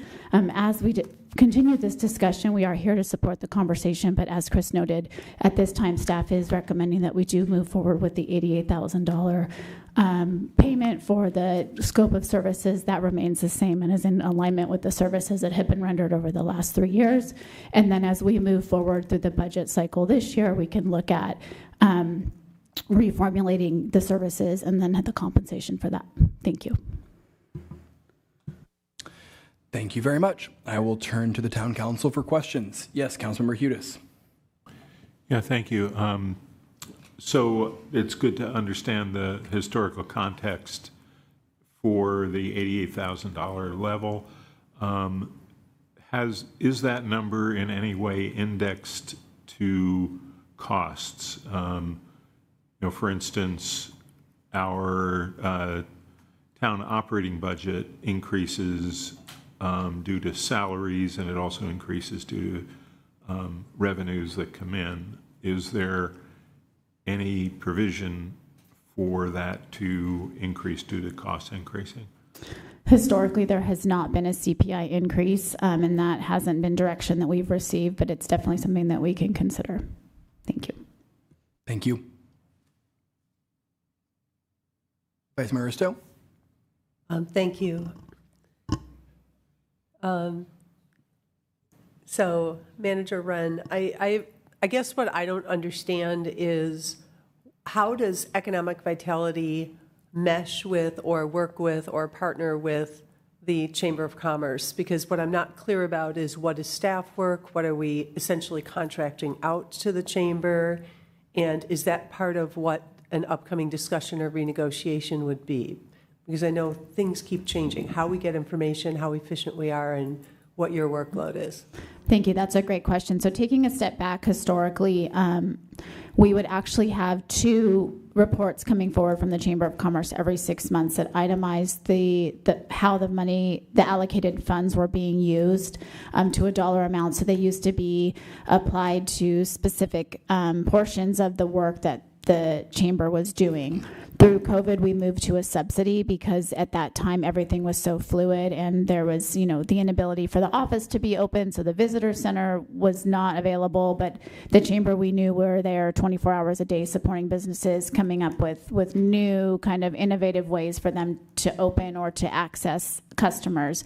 So during that time, we moved to just a subsidy based for the chamber, and the reporting was limited. So then, coming out of COVID, when we started to look at the new contract for $55,000 and then the additional $33,000, this was the same time that we were having conversations with them about destination marketing. So there was also an independent one-time grant that we did, and I, off the top of my head, I believe it was $50,000 to get the destination marketing up and going. And then part of that was the Visit Los Gatos platform. So they built out the website that has the itineraries and the restaurants, and then they maintain that website on a very regular basis to make sure that we're keeping track with all of the businesses that are coming and going. So it's been quite an evolution of services. And then as we grew the newest rendition of the contract, what we were hearing from the chamber is that it's so hard to nail down $10 for this, $300 for this. So they were asking for a more fluid compensation. And at the time, the council agreed to that and said, yes, we'll go to a one-time report knowing that you're doing these umbrella things, which is a visitors information center where people can walk in and have real-time assistance, and then the Visit Los Gatos platform, which is a website, and the social media channels. So even further, we used to say, okay, you need to have X number of posts and you need to have X number of engagement, and we got rid of all of that as well. Hearing feedback from the chamber that it was kind of like chasing something that was constantly changing. So that's how, and I don't know if I'm going to answer your question fully, so please let me know, but that's how we've gotten to where we are right now with the way that the scope works. But to date, we don't have direct funding attached to direct individual itemized services. Let me add to that. I think you're asking a higher level question about just general economic development. Chambers are a very powerful resource in terms of supporting our businesses, and most cities partner with chambers, some cases monetary, some cases property, in other cases a wide variety of issues. The way we have currently, we have an economic vitality manager that engages to identify barriers that we can overcome, and some of the changes like the reductions of CUPs and how they're approved and for what type of uses to make it easier for businesses to come into the downtown, for example. We have a tremendous resource and data that provides us a lot of good information for businesses, where in my previous communities, I would use that to support those specific businesses to do better and increase their economic output. In other cases, at least here, I've heard from the council the desire to incentivize our partners to encourage folks to come visit and stay, increasing our TOT and increasing our sales tax generation, which is something that other communities do. And so there's a lot of pieces, right down to what community development does to make it easier for a business to open up in the community. And so one of the things, when I looked at the program in general, we got these different pieces, and we've never really asked a question, how do we put everything together to really look at the lens of what's the most effective for our community, and removing constraints that we may give to money that may go to our partners. For example, the concept of a block grant with lesser restrictions to our partners with a very limited uses to allow them more flexibility. I don't like I'm paying you to do 5 posts. I mean, what am I trying to accomplish there, right? I'd rather give you money and say, this is the general goal we're trying to approach. You, as the expert, go figure it out, right? And then report back to us the value of what we're receiving for the funding that we just provided to you. It puts less burden on them, less burden on us, and it puts us towards a path where we're trying to accomplish. In terms of internal staff, we have a huge benefit in having a dedicated person in the economic vitality space to be looking at where are the problems in our code, where are the problems in somebody that's going through the process, that's running into barriers. How do we eliminate that to accelerate a business being able to get up and running and producing? And so I want to be able to spend the time to put all that together and figure out what's the best strategy, utilizing all the resources that we're committing to it, and then working with our partners, Chamber in this case for one of them, and other partners to get us on that same path. And if I may take it one step further, just to add on to that. So one of the things that we do in economic vitality personally that is kind of above and beyond is, so we take every business, or I take every business that comes in our broker, and I'm working, and I shouldn't say every, it's the ones that connect with us that look for help, but they get a personalized assistance. So I want to do this use in this space. How can you help me? So if that was a residential application, they would be charged by the hour for the services that the planners are doing on applications, whereas my work is more organic and it's more supportive. I also stay on board, I would say, with all of our businesses as they move on. So they're reaching out, someone called today and said, hey, can I do XYZ? Is that okay? So then I remain at that resource for them. And they're very particular questions that are related to the code, related to our policies, related to things that are at kind of a community development, business development level, and less at like a marketing or event level. So that's the value of having the one-on-one service, is they can actually get not actually, but they get questions answered that are related to their use specific to our rules. Super helpful. Thank you. Thank you. Councilmember Badami. So thank you for the explanation. But I think what I'm hearing for now, you've got some things in the works that might not be happening now, but for now, it might be helpful for them to apply for maybe a sustainability grant. Seems that they're looking for about $20,000, and then that way they wouldn't have to necessarily report back with specificity on reports. We did increase the amount of money towards the grant program, and the director is increasing the max grant amount to $20,000. That is an option. I think the recommendation that I made with Monica was to retain the current funding level until we decide what's the grander structure. We haven't had that conversation with the chamber. I'd rather than reduce the level of service to meet that $88,000 if it's a cost issue until we make those changes. But I'm not recommending going to the $108,000 at this time. Thank you. Councilmember Rennie. Thank you, Mayor. The question is starting to be answered, and my memory's not so perfect. What I'm struggling with is long history on this. We were $55,000 a year to the chamber to upkeep the visitor center for many years, and then it became clear that costs are rising and we should give them a little bit more money.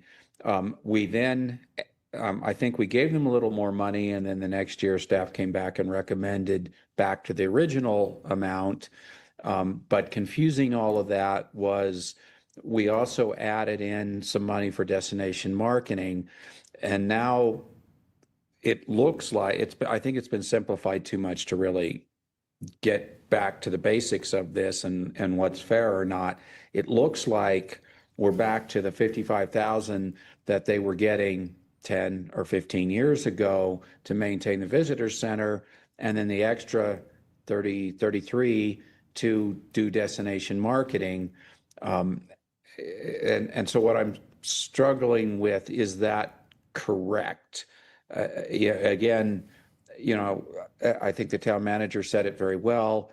They're an important partner that we can leverage, and if we give them a little bit of funds, they can do an awful lot with it, probably more than the town could for this small amount of dollars. So I'm trying to make sure that we are, I don't know if fair is the right word, but give the right amount of money to leverage an important resource that can give us, multiples of what the dollar really is.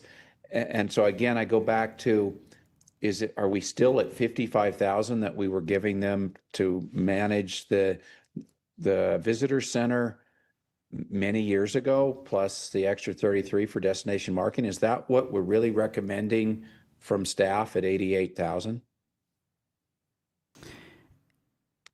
It's not articulated in those two categories. When it was just the visitor center, you know, to use your words, for the 55,000, there was a much different agreement. There was an agreement about the number of hours and the number of days that the center had to be open, and we don't regulate that anymore. I think that also in that time, they probably received more in-person visitors, and at this point they're probably far heavier on the calls and answering the DMs or the messages that they're getting through social media and through the other channels. So I think it's difficult to rewind 5 or 6 or 7 years and then say that we're allocating the same amount for those things. I think there's just been so much that has changed and evolved over time, and that gets to how the report has come to be more organic and less itemized. So I think that it's, you know, I'm not sure how it's divided. We don't have at this point how much the chamber is spending on these two things separately. It's more of these are the services that are in the scope of services. They're very broad. They are Visitors Information Center and Visit Los Gatos, kind of high level, to allow them flexibility to do what makes sense to meet those goals. So what I think I'm hearing is staff is saying the work is changing somewhat, and we don't think we need to give them more to do that work because we're doing different work that maybe doesn't cost additional amounts, as everything costs more these days. No, I think what we're saying is we're recommending 88,000 work within that budget, so that we can have the conversations of looking at what's actually more value added. Is destination marketing in a visitor center really the highest value for the resources we're providing?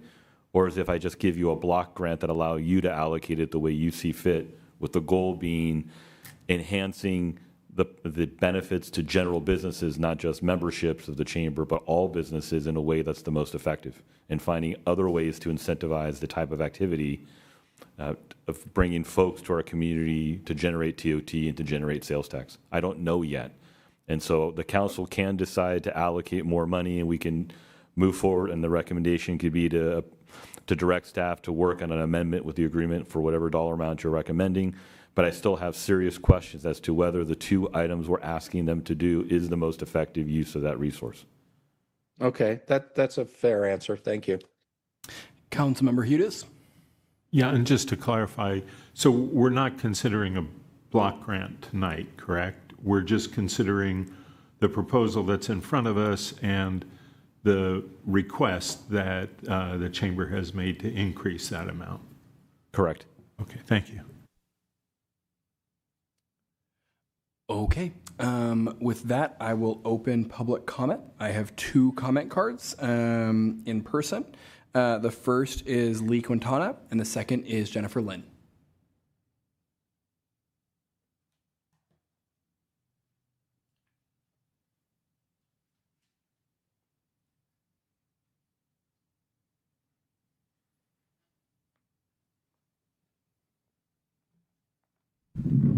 Good evening again. Again, I'm a member of the Historic Preservation Committee, but I'm not representing them. I'm presenting my own opinion.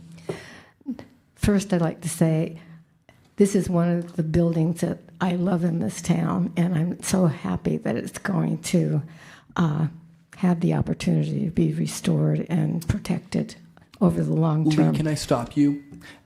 You had a card for item 23. This is the chamber's contract. You're right. I'm sorry. Did you want to speak to?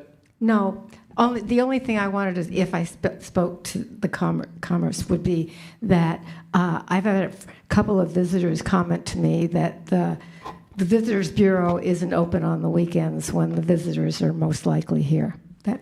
But I wasn't going to comment that, but since you asked.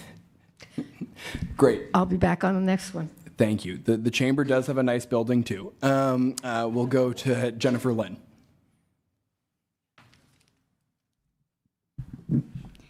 Good evening, Mayor and Council members. I am Jennifer Lynn, CEO of the Los Gatos Chamber of Commerce. First, thank you so much for the town's longstanding partnership with the Chamber. Together, we have built a strong collaboration that drives economic vitality, supports local businesses, and strengthens Los Gatos as a destination. Tonight, I'm respectfully requesting a renewal of the town's contract with the Chamber at $108,000 for fiscal year 2026 to 2027. This past year, the Chamber executed every aspect of our contracted scope of building and delivering the visitor resources, destination marketing tools, and community activations needed to attract visitors and support local commerce. Our focus is on building an integrated destination marketing ecosystem that helps visitors discover, engage with, and return to Los Gatos over and over again. The Los Gatos Destination Guide is one of our strongest visitor resources, with 6,000 print copies distributed annually through the San Jose Airport and through our visitor center, alongside more than 166,000 annual digital impressions. We strengthened Visit Los Gatos as the town's digital destination marketing identity through robust storytelling, expanded visitor engagement tools like the Los Gatos gift card, the Perks Pass, and free digital itineraries. We also built strategic creator partnerships designed to increase regional visibility and position Los Gatos competitively for future tourism opportunities. That strategy is translating into real economic activity. Our signature events attract about 90% non-residents, bringing thousands of visitors who drive local spending and sales tax revenue. Our events create welcoming, inclusive, and family-friendly experiences that strengthen Los Gatos as a destination and encourage visitors to return throughout the year. At the town's request, we launched the new entertainment zone through our free Gold Thursday series, increasing downtown energy, foot traffic, and business activity. The actual cost to fulfill the town's contract in 2025 to 2026 was approximately $154,000. At the current $88,000 funding level, the town covers just 57% of the costs required to deliver these services, with the Chamber covering the balance. Our request of $108,000 would bring the town's contribution to approximately 70% of current program costs, closer to prior support levels before inflation and rising operational expenses have significantly increased delivery costs. Through your investment in the Chamber, you are investing in Los Gatos. We're very proud of what we've accomplished. We're very grateful for your partnership, and we're excited for what lies ahead. Thank you for your consideration. Thank you very much. Are there questions for Jennifer Lynn, the Chamber CEO? Yes, Councilmember Hudes. Thank you. First of all, I want to say I'm very impressed with the direction that the Chamber has been taking in terms of some different focuses than we had. The previous ones I thought were very appropriate to the immediacy of COVID recovery, but now in reading the comprehensive set of programs that the Chamber, in collaboration with our Vitality Manager, has developed, I just want to say I'm very impressed with that. I also want to comment and then ask a question about Los Gatos as a truly exceptional destination for weddings and celebrations. Having experienced some of these myself, I understand that there are small towns in Northern California that benefit tremendously from sort of the 3-day event of a wedding, where people don't just hold the ceremony, but people come from all over the country and they stay and they go to all the restaurants and they walk everywhere and they shop, and then they go to the wedding venue, but then they come back as well. And it seems as though Los Gatos is really ideal for that, and that we're sort of underachieving what we could in that area. So I wanted to ask a question about how we finally make some progress on that. And it's not out of frustration that I say finally, because I think that there's a lot of great work that's been put in place, but I do think it's a little bit different mindset. And so what I'm asking is, how would the Chamber feel about having its visitor-related services tied to excess revenue collected by TOT? So, in order to encourage much greater wedding and celebration destination activities, could we perhaps designate 30% of TOT collected above the current baseline, which I think is about 2.2 million. And for anything above that baseline be allocated back to the chamber for destination marketing, where maybe the chamber took 30% of that and the town took 70% because it needs to provide additional services for the additional activity. And so I'm asking, you know, us to think a little bit differently about this. And so, you know, it seems as though if that were the case, we could increase the amount used by the chamber way above the budget of $150,000 to maybe several $100,000, and then maybe the hotels would do more cooperative or co-op or co-marketing for Los Gatos as a destination. And I understand the hotels, difficult for the owners of the hotels to write big checks, but could they provide their marketing muscle, create packages, create ways of showcasing Los Gatos as a really great destination for weddings and celebrations? And, you know, hotels, Airbnb, perhaps, but it would seem to me that could raise the revenues for the hotels, the restaurants, the retail, and maybe even provide a counterbalance to some of the beach traffic challenges that we have. So coming back to my question, what does the chamber think about that idea? And could the chamber think about having their budget, their incremental budget, tied to excess revenue above our baseline TOT?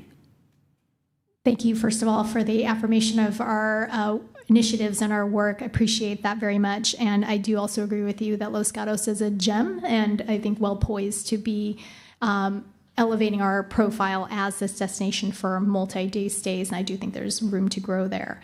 And I do want to say that using TOT tax to help fund destination marketing is definitely a well-established model in many cities, because it creates a direct loop between visitor activity and tying it back into tourism growth in the future. The chamber would be absolutely supportive of exploring using TOT tax as a longer-term strategy to continue strengthening Los Gatos as a destination for weddings, celebrations, and overnight stays. At the same time, I do view that as a potentially complementary model, not a total replacement to a baseline contract. And I think you're intimating that. And I do want to say that the chamber's work today does support not only lodging activity, but also same-day retail, dining, and community activation and broader economic vitality. So I wouldn't want it completely, like the entire contract, to be tied just to the TOT tax. But I do think that reimagining all of this as a part of the chamber's monies, it sounded like you were saying as incremental, that could actually make a lot of sense. And like I said, it is done in many cities. Okay, thank you. Then do you think that members of the chamber would be willing to work with our economic vitality manager, our town manager, and perhaps some other folks to sketch out how a really outstanding world-class wedding and celebration destination would work here? For sure. We're definitely already working with some of our premier wedding destinations venues like Nestledown and Lexington Hills Estate and Winery. We've been in discussion with some of our businesses about potentially doing some kind of wedding-related fair. I think there was one in town years ago, but perhaps bringing that back. We have been working with another partner called Distinct Locations up in Napa that is working to help us elevate our profile as that true multi-day destination for celebrations. So we've already begun that work, and I know that there are many members who are excited about increasing that profile. Okay, thank you. Yes, Councilmember Badami. Jennifer, I want to thank you and your staff for your efforts with the destination marketing in particular. I know you've been working on this. It's a vision you've had. And I spend a lot of time downtown. As everyone knows, I had an office.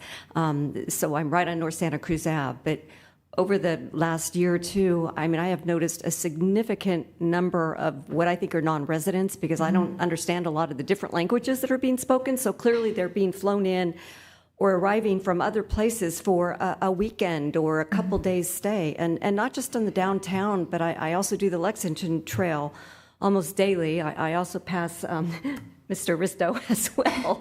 But I also notice a significant number of people on the trail as well. And it looks like they are also visitors that are enjoying all the wonderful things we have to offer. So I have to thank you for, I've noticed an increase. So thank you for all your hard work. Thank you. Thank you very much. No more questions? No, thank you. Thank you so much. Appreciate it. All right. That concludes our public comment for this item. And I'll go back to the town council. Okay, I'll just chime in with my thoughts real briefly. Similarly to what I've heard from other council members, I want to give a big compliment to the Chamber of Commerce. I think we have an absolutely superb team at the Los Gatos Chamber, and for community members that don't know, it's a very lean team with only one full-time employee, and so. And I appreciated the letter we received that highlights, not only your signature events, but all of your support for our local businesses, both members and non-members. I especially enjoy what you've done with our holidays. I think they really feel like Los Gatos and our summer events. And I also think you've, as you highlighted in your letter, been responsive to feedback from the town council and staff, piloting things like the entertainment zone. I think that the Los Gatos Chamber is one of the town's most valuable partners. I don't know where we would be without our Los Gatos Chamber, and so I think investing like we mean it is only reasonable.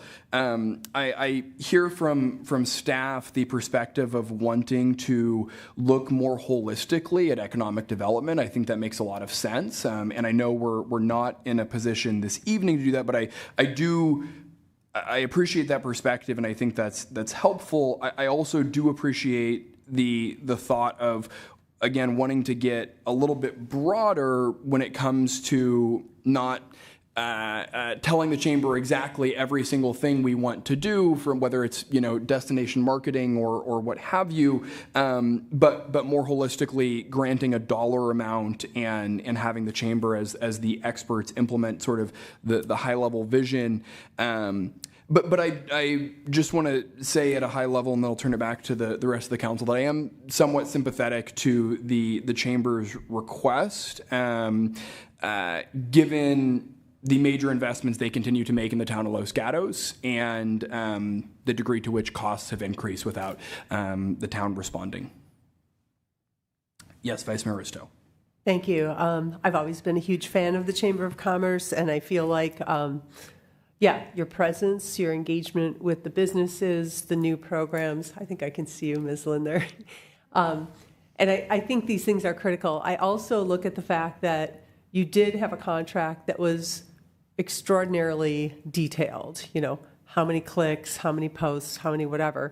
And so part of what I'm looking at is maybe it does make sense to say, you get $88,000, tell us what you can do with it, and renegotiate and see what the contract can be. That's one thought I have, because I think the contract is written so specifically that, of course, costs go up, but we don't know which things you're doing that maybe, the visitor center is only open 4 days a week. What if it was open 3? What would that impact be? I don't know.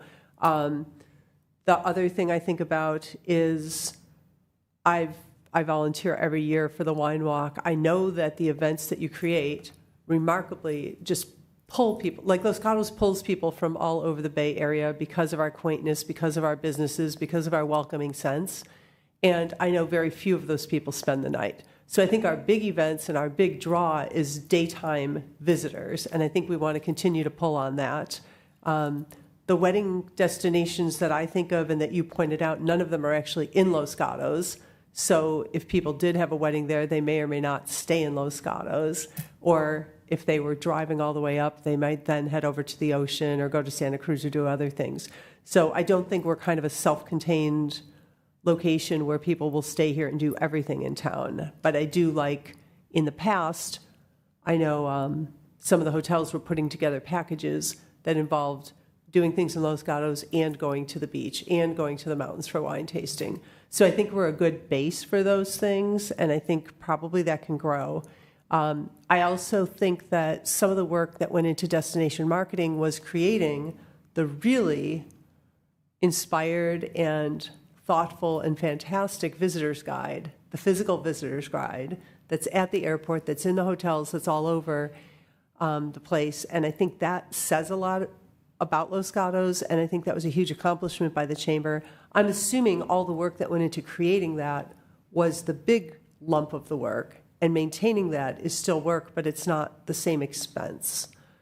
So I'm just trying to think about, like, is all of the work that's being done the same every year, and is it growing, or is it morphing? And so I'm also sympathetic to the thought that maybe if we approved a contract at a certain level and then staff worked with the Chamber, maybe there could be an amendment, maybe there could be an addition, or maybe we would say, oh my gosh, we don't want the visitor center to close. So I don't know. I don't feel like I have enough information tonight to decide that I need to expand the contract yet, but I would love to hear from my fellow council members.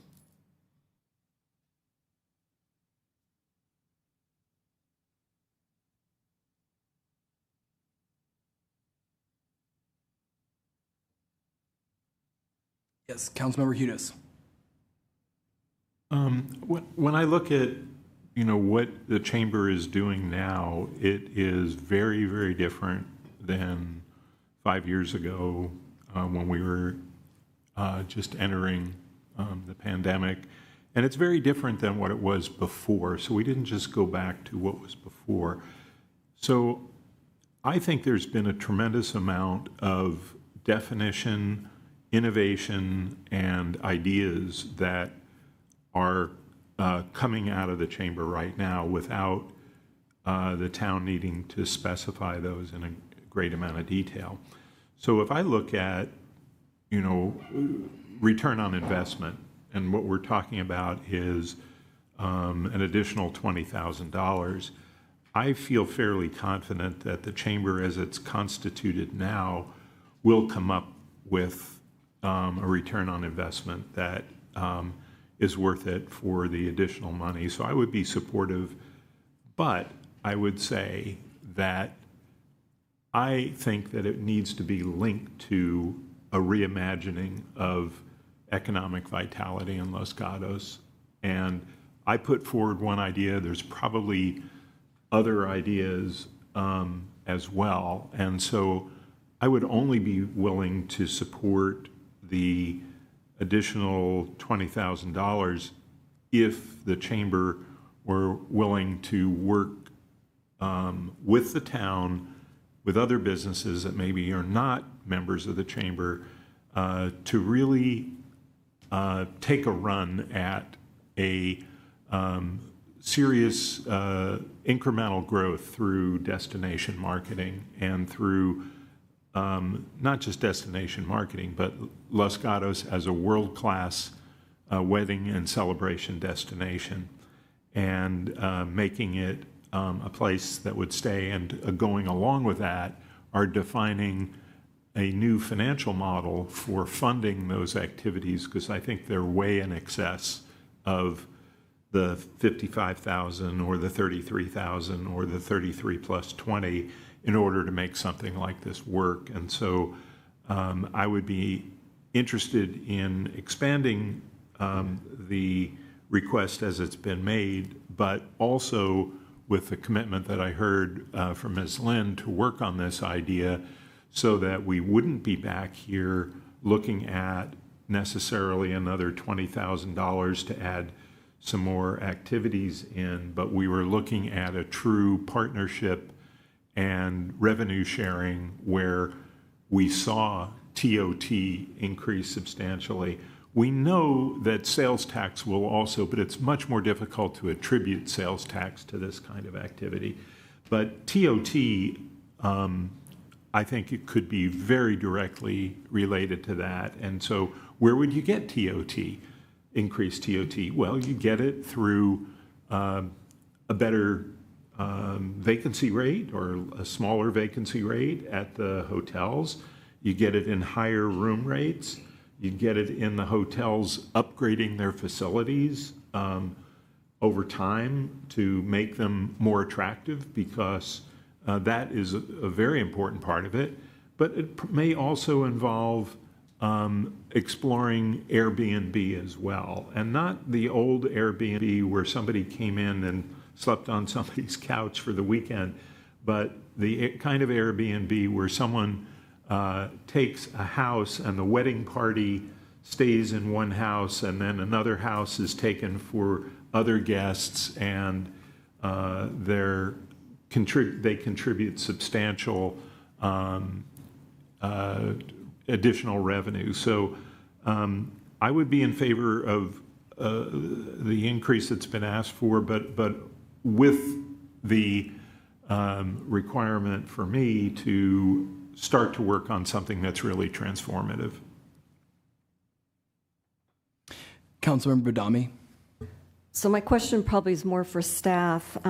Based upon Councilmember Udis's input, and if it does go to a motion, would we need to open public comment again to seek this commitment that he might be asking for? I mean, I have a lot of confidence in Ms. Lynn's stewardship, but this would be something, how do you seal the deal with a commitment? And number two, would this involve a budget adjustment? We just adopted the budget at the last council meeting, and I had wished that you guys had come forward, maybe a couple months prior to that. But would that mean, I mean, I've got two questions for you with this. Yeah, I don't think you have to open up the public hearing. It's still within the scope. I'm sorry, the public comment, because it's still within the scope of the agenda item. That's one. You can if you desire. Two, if there's a desire to increase the allocation, my recommendation is to start with directing staff to come back with an amendment. I don't have a funding source that I've identified right now. I just talked to Monica about a contract that I have been waiting to execute, which is a contract with Placer AI for the data that we receive. It is more than $20,000 a year that we pay for that, and so that may be a source. We eliminate the data that we would collect and just provide that resource to the chamber. But that would have a different impact on our economic development opportunities. But again, it's at the pleasure of the council.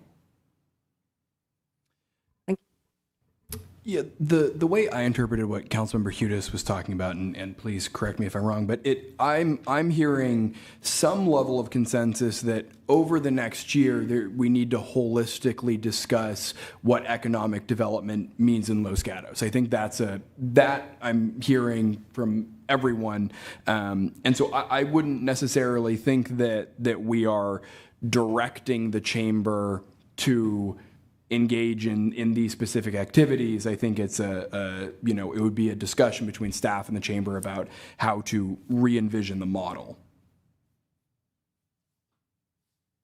Yes.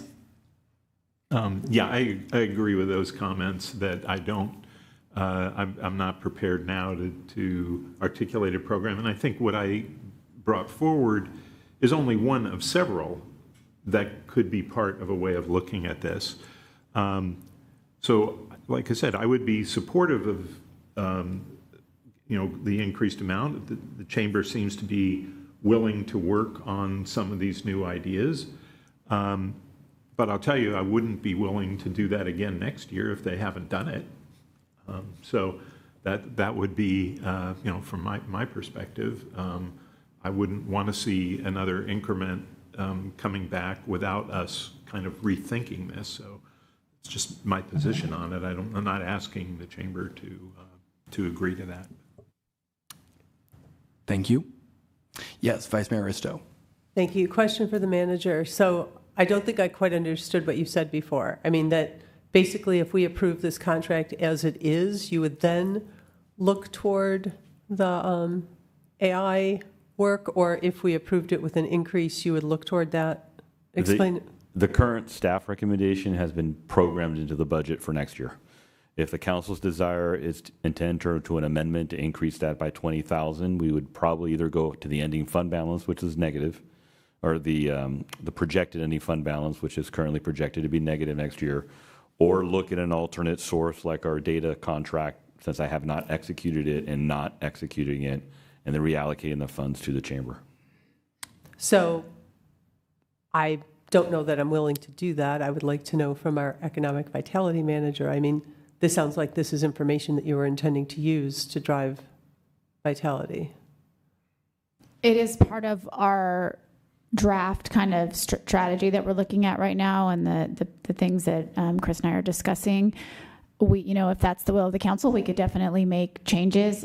We would just need some time to talk about that. I can't sit on the dais right now and say that we can or can't do without it. I think it's kind of two things. One is what the council wants to do, with the contract, and then I think whatever that direction is, then staff will go back and discuss that, and then see what we have as far as funding as we look to the new kind of holistic approach of economic vitality. And then furthermore, if we don't approve the increase, if we follow the staff recommendation, is there follow-up work staff would be doing with the chamber to understand the work they'll be doing? I think I'd want to know a little bit more about the costs associated, since we several years ago stopped asking for a breakdown of all the expenses.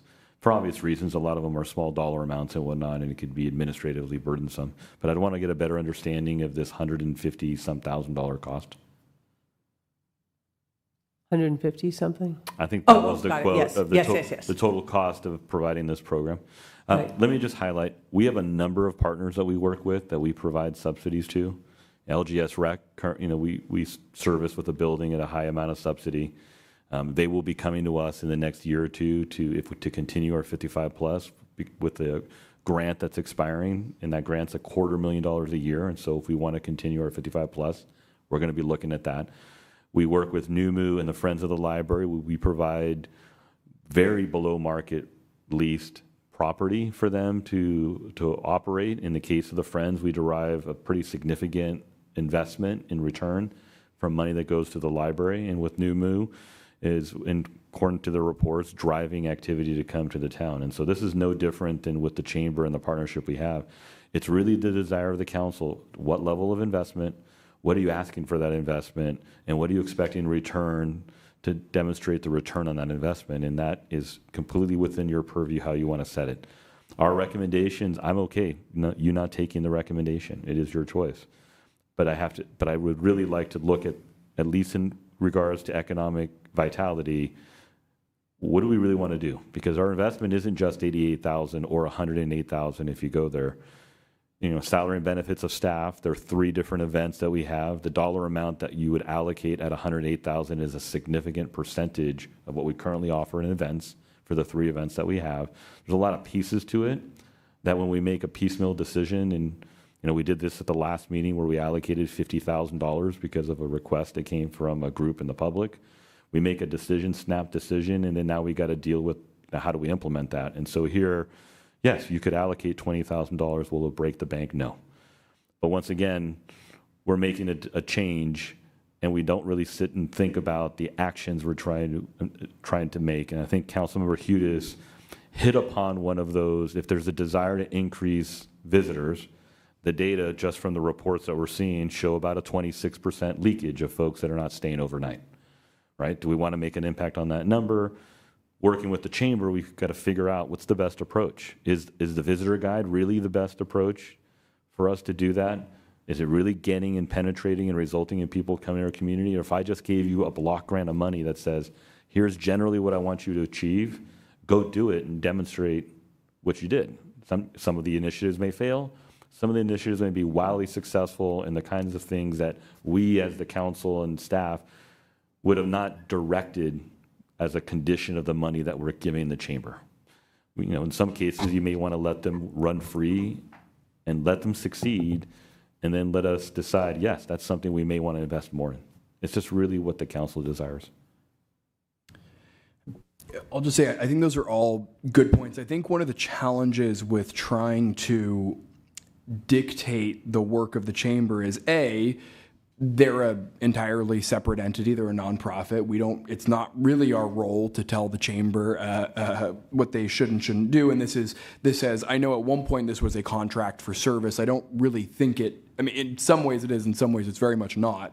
I also think, something like the visitor guide is an example. I think that's something that's very smart, very innovative. I've heard a lot of great feedback on, and I don't know that that's something the council would have come up with, to say, chamber, go do that. The chamber can also make decisions that are perhaps things that the council would never be able to direct because they would be, politically unpopular. I think the chamber reimagining the holidays in Los Gatos, moving to the trolley, has been an excellent decision. I think if you would have come to the council and said, oh, should we do the horses or the trolley, the people probably would have been really mad at the council and said, no, keep the horses, despite that being the right decision. So I don't know that it makes a ton of sense for the council to be directly directing the work of the chamber.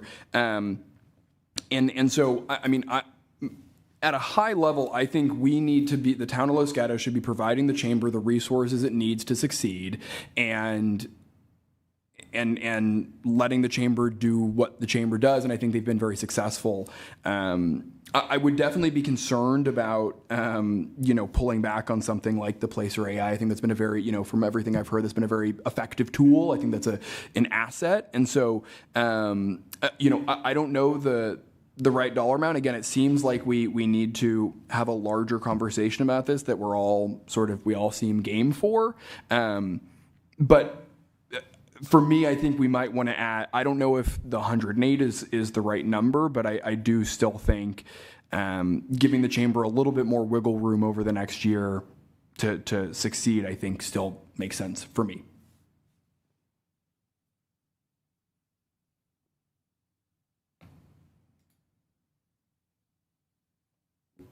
Well, I think the options before you is the staff recommendation, 88,000. You also can consider the alternate, which would be directing staff to come back with an amendment for $108,000. And that's something you can consider if you look at the contract as being really a contract for services and the chamber indicating that cost exceeds the $88,000 that's being provided. Or you can give us an alternate direction. It sounds like the council is pretty conflicted in terms of making that. So let me just make it simple. Why don't we just do the $108,000, direct us to do the amendment? Because we are going to be working with them. I will not be proposing $108,000 in the budget next year. Now, we will be looking at a different strategy. We'll partner with the chamber to figure out what the best use of that money.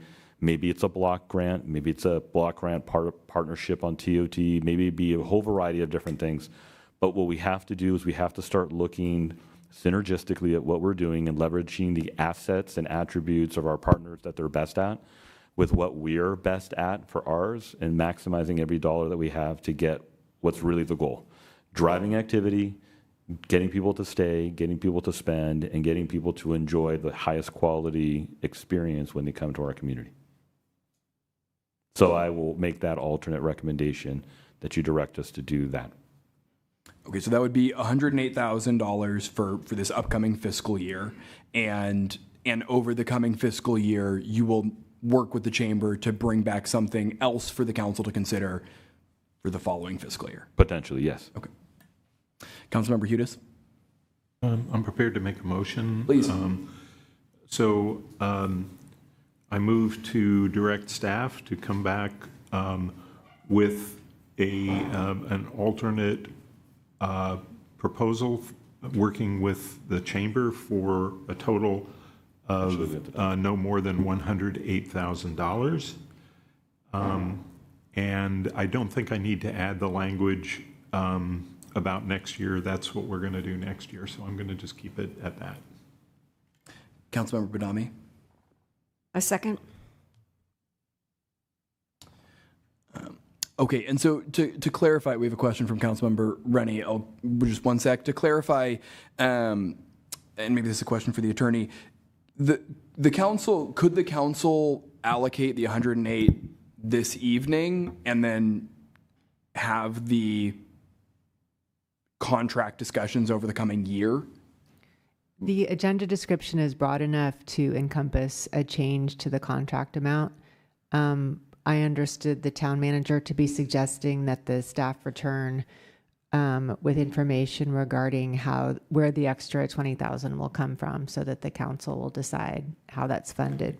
But I'll let the town manager follow up. I'd like to come back. I don't believe we have an executed agreement at this time, correct? I'd like to come back with an agreement for that dollar amount, because there may be other provisions I want to add if we're giving $108,000. But my recommendation is just to direct and authorize this at $108,000 to take that funding from the ending fund balance, which would increase the deficit, and then we will execute that said agreement, which would have to come back to the council. Okay, thank you. Councilmember Rennie? Yeah, I'm okay with where we're ending up here. I just thinking we're having this discussion at the wrong time. If we've already set our budget and then we're being asked as council to agree to a contract with a set amount, that seems, I realize it's a little bit of a chicken and egg thing, right? We've got to figure out what can we afford in our budget, then decide what we can have a contract on, or should we talk about what the contract should be and how much we need, and then set our budget. It just feels like maybe that should come first. Is that the egg? Maybe the egg came before this chicken. So I would just say, we're talking about next year, and it sounds like we're going to do it, but we should have a discussion about the contract and what's needed in the contract before budget season, not after, because it leaves council no flexibility to really make any decision. I mean, this is painful because we've already set a budget, and thank you, town manager, for trying to make us stick to our budget, but we're already kind of locked in, and I don't feel like there's any discretion here. So I would just say this feels like the wrong order this year. So that's, maybe good feedback to staff that we would have this discussion sometime before June of 27. I recognize that, but based on the timing of when the request came in, it makes it really challenging. This is why I'm telegraphing now for next year that we were not going to have this conversation in May, June, because I'm just not going to put it in the budget at all. And so we're going to have that build up. So what we'll do as a next step is come back with an agreement for the dollar amount specified, that $108,000, and then we will start engaging in the grander conversation. Great. Because that's a conversation that Monica and I have been having for several months about what is the real vision for economic development. It just feels like it's too piecemeal in our community, and we need just to do a better job thinking strategically and then maximizing the dollars. Okay, great. That sounds good. Yes, Vice Mayor Risto. So it sounds like the motion did not cover that. So I'll make an alternate motion that, I don't think we need the alternate motion. I think that what I took and interpreted is that you're authorizing and entering into an agreement at $108,000 with the funding coming from the general fund, and that we already have direction from what I heard to work with the chamber to look to something grander for the long term. Okay, we'll come back on consent in August. Okay, I missed the approval Yes. of 108. And that agreement will come back to you hopefully in August. Yeah, okay. Sounds good. Yes, to the town clerk. I just wanted to clarify that the motion that was actually made by Hudis was to direct staff to come back with an alternate proposal, working with the chamber for a total of no more than 108,000. So if the motion wants to be clarified, that's the motion that was made and was seconded. Great, thank you. Councilmember Hudis, do you just want to clarify that what the town manager just shared is the nature of your motion? I don't see any difference. Yeah, I think it's the same. We have to come back. It's a contract exceeding 100,000, so the council has to approve that contract. So the proposal is a different contract than what we were proposing in the budget to reflect 108,000. Okay. Yes. Yeah, I don't mean to sound picky. I'm hearing a big difference because what I heard was not an approval of 108, but asking staff to come back with something not to exceed that, but it didn't allocate the 108. That was the motion that I heard from the clerk and from Councilmember Hudes. No, I think what we're going to see is you're going to see the contract and the appropriation for it at the same time. Coming back to us? Yes. Okay, so In tonight August. we're not allocating any money. We're not approving any amount of money. I interpreted the motion to be giving staff direction to return with a contract that has 108,000 in compensation, and other parts of the agreement may change, and it'll come back to the council for consideration. So yes, so you're not approving a contract. You're directing us to come back with a contract at 108,000 in August. Okay. Councilmember Hudes. Yeah, and the reason I think that's a good idea is that I don't think I would have enough information to provide where that appropriation would come from, and so I would appreciate the town manager coming back with that. All right. I think we're ready to call the question unless the town clerk has a, yes, please. Sorry, I don't mean to be a stickler, but It's your job. But for the record, the motion was actually as I stated. So if there's any further direction or clarification, I think that needs to be stated in the motion, because what I read out to you is going to be what's reflected in the minutes. So if there's different direction, then I think that needs to be stated. Thank you. Yes, Vice Mayor Risto. Thank you. I'll make a friendly amendment that we actually allocate $108,000 to the contract, and staff comes back with what or up to 108,000, and staff comes back with what the contract looks like. So we're actually authorizing 108,000, up to 108,000 tonight. Is that clear to the clerk? So let me just take a step back. The initial action was to approve an annual agreement at $88,000 with the chamber, which would then have allowed us to expend funds starting July 1st. The action that's the second action that we're taking, which was Councilmember Hudes, the intent was we want you coming back with an agreement at up to $108,000, which would be in August, which would mean we would presume to not have an agreement until August with that dollar amount. What you're recommending, Councilmember Risto, I'm interpreting as authorizing $108,000, but it just wouldn't have the legal effect. Am I entering into an agreement?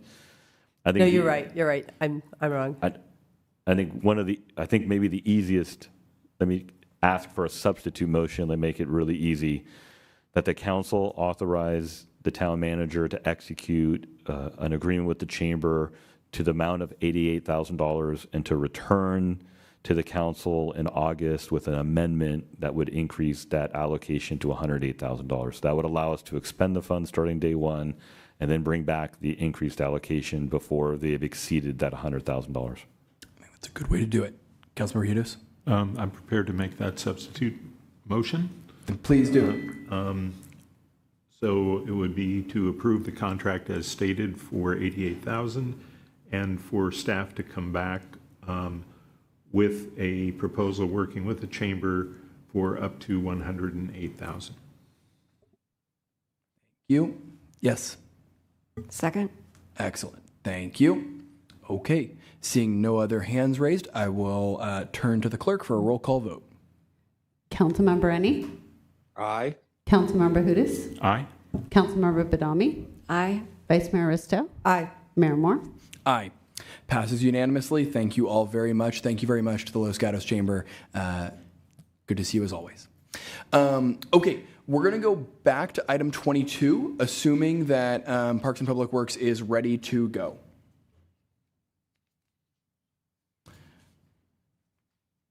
Sorry to our assistant town manager who looked really ready for 24.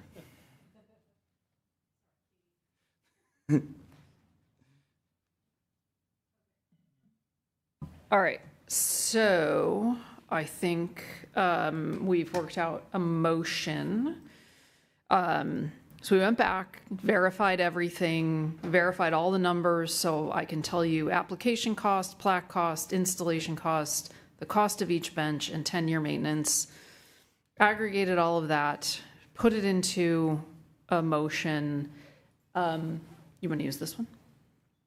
Or do you want to use the other one? Let me just read the motion really quick. So And just, just real briefly, for the purpose of the public, just so it's clear to anyone listening, this is we are back to the proposed fee schedule for the Adopt a Bench program. Correct, and we're going to send it right now to the clerk so she can put it up online so everybody can see it as we're reading through it and to make sure we're all on the same page. Yeah. Thanks for making our jobs easy. So teamwork makes the dream work. The effect of the recommendation to adopt a resolution would take the resolution that's currently in the packet that's being recommended and would revise the number 2 item at the bottom to read as what will be on the board.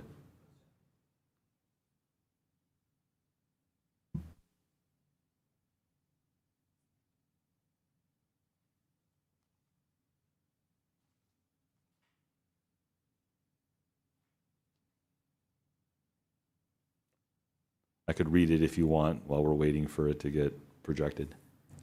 Is it just number amendments? I think we can just wait. Yeah.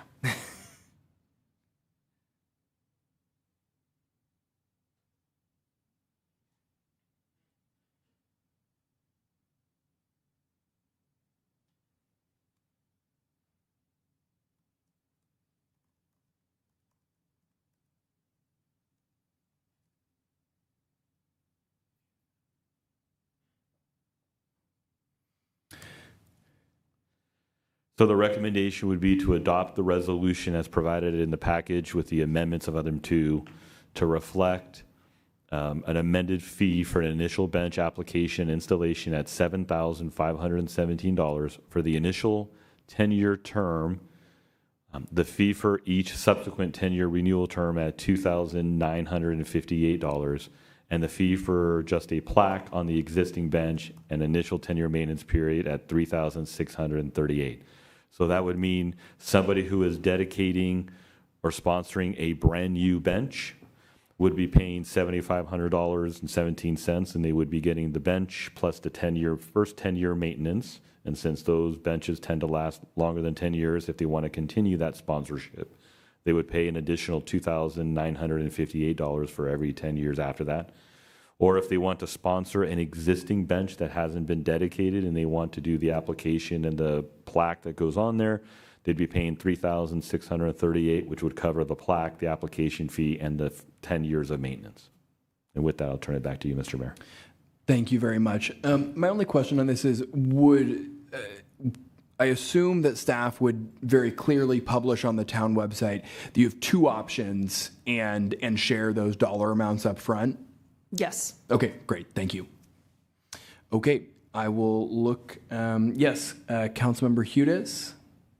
And then Councilmember Rennie. Yeah, I was going to make a motion just to move the thing along. So I move to adopt a resolution establishing a fee for the Adopt a Bench program as amended to set the fee for an initial bench application and installation at $7,517 for the initial 10-year term, the fee for each subsequent 10-year renewal term at $2,958, and the fee for a plaque on an existing bench and initial 10-year maintenance period at $3,638. Thank you. Vice Mayor Risto? Second. Thank you. Councilmember Rennie? Yeah, so I have a clarification on this. Thank you for making it clear on just the plaque cost. But the 10-year at $7,500 sounds like it's below cost and we're subsidizing the benches based on what was in the report, and it should have been a lot more than this number, maybe 2,000 more or even more than that. Is this a subsidy, or have you reduced something in the cost so this is still cost recovery? I'm confused a little. We reduced that 10-year maintenance period cost, and that is what's reducing the cost from the $9,000 in the report to the $7,517. And in this reduction, are you adjusting what you think it will cost? Like maybe you didn't get it right, or are you doing less work and this is still cost recovery? We believe it's still cost recovery. In the initial calculations, we had included time for a lead maintenance worker and a maintenance worker. And as we looked at it more, we thought we could reduce the amount of time that a lead maintenance worker spends on bench maintenance. And it was that reduction in time that reduced the cost. Oh, okay. Thank you. Just now it's clear to me. Thank you. Thank you. Councilmember Hudes. Yeah, just a comment. First of all, I want to thank Parks and Public Works for taking some feedback and taking another look after the initial report came out.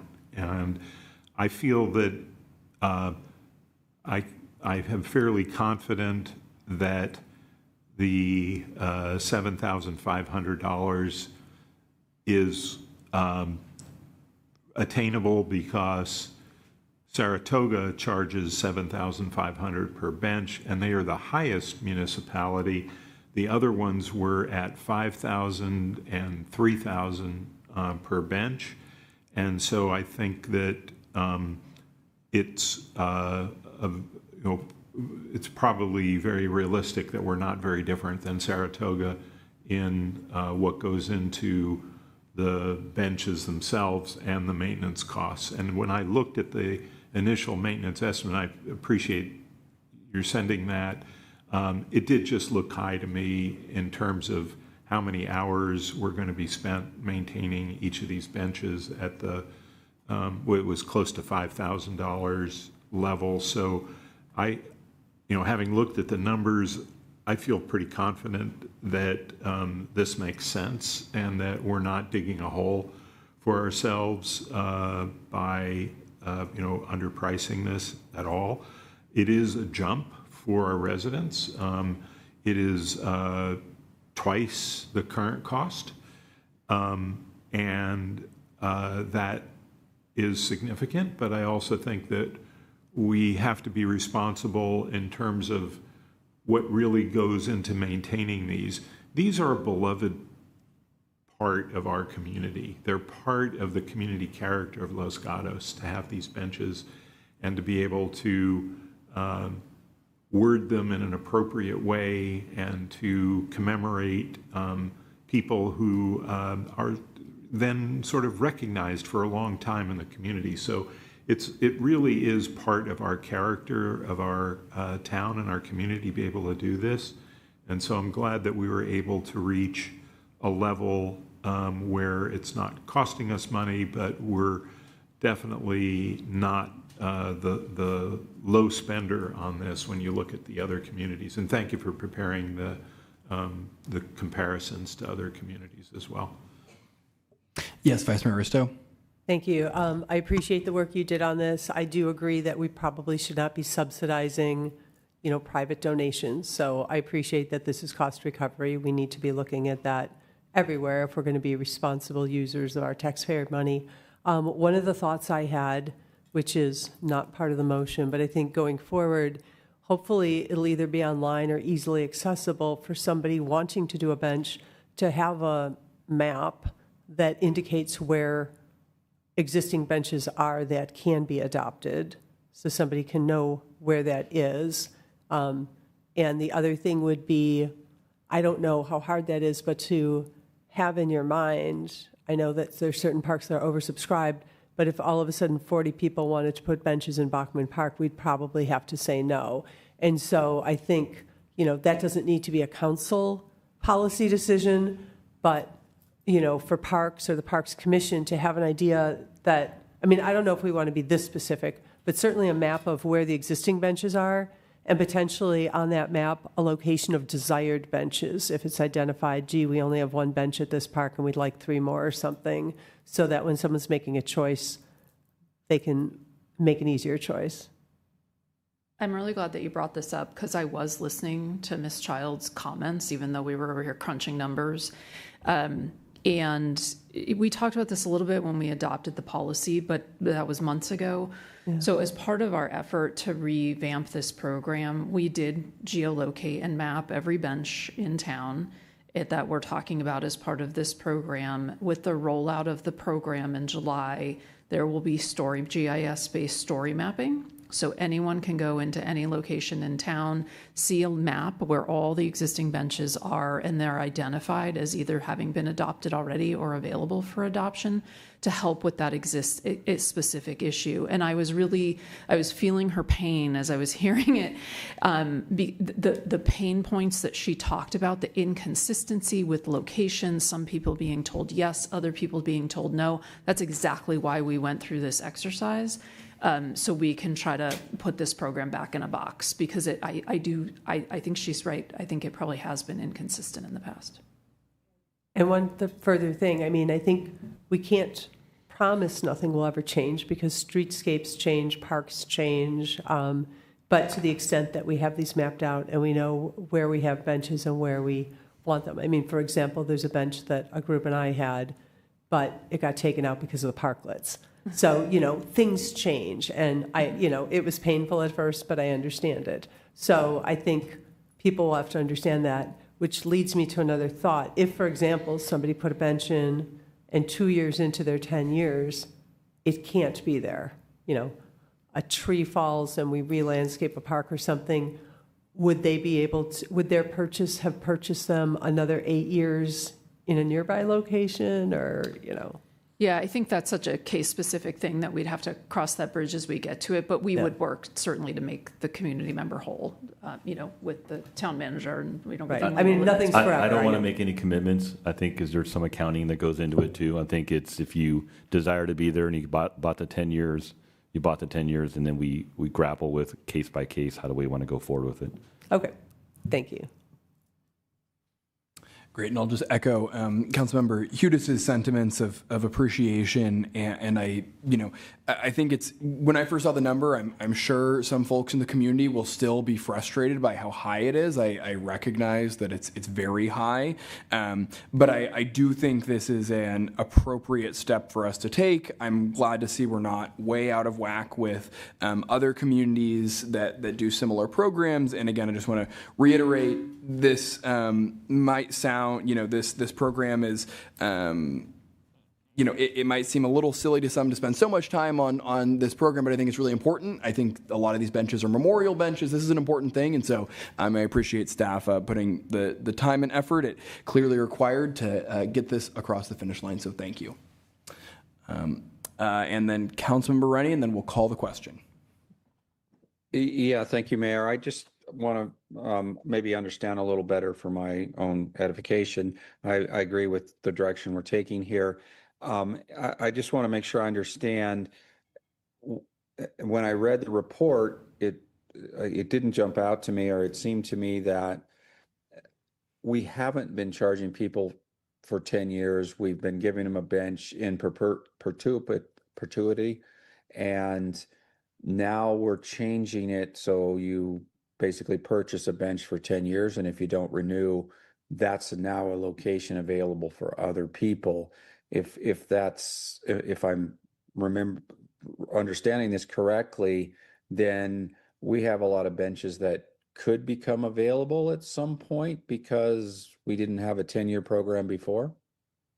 I think we talked about this when the policy came forward and grappled with this, and ended up settling. I think the direction we got from council was just hold the existing benches unless someone, in some cases we were able to locate the people, but in a lot of cases we weren't. So we're just going to let those ride until we need to address them, because just no point in spending staff time, chasing people down. But I think if the bench were to need replacement, then we would reach out to people and figure out how to handle that.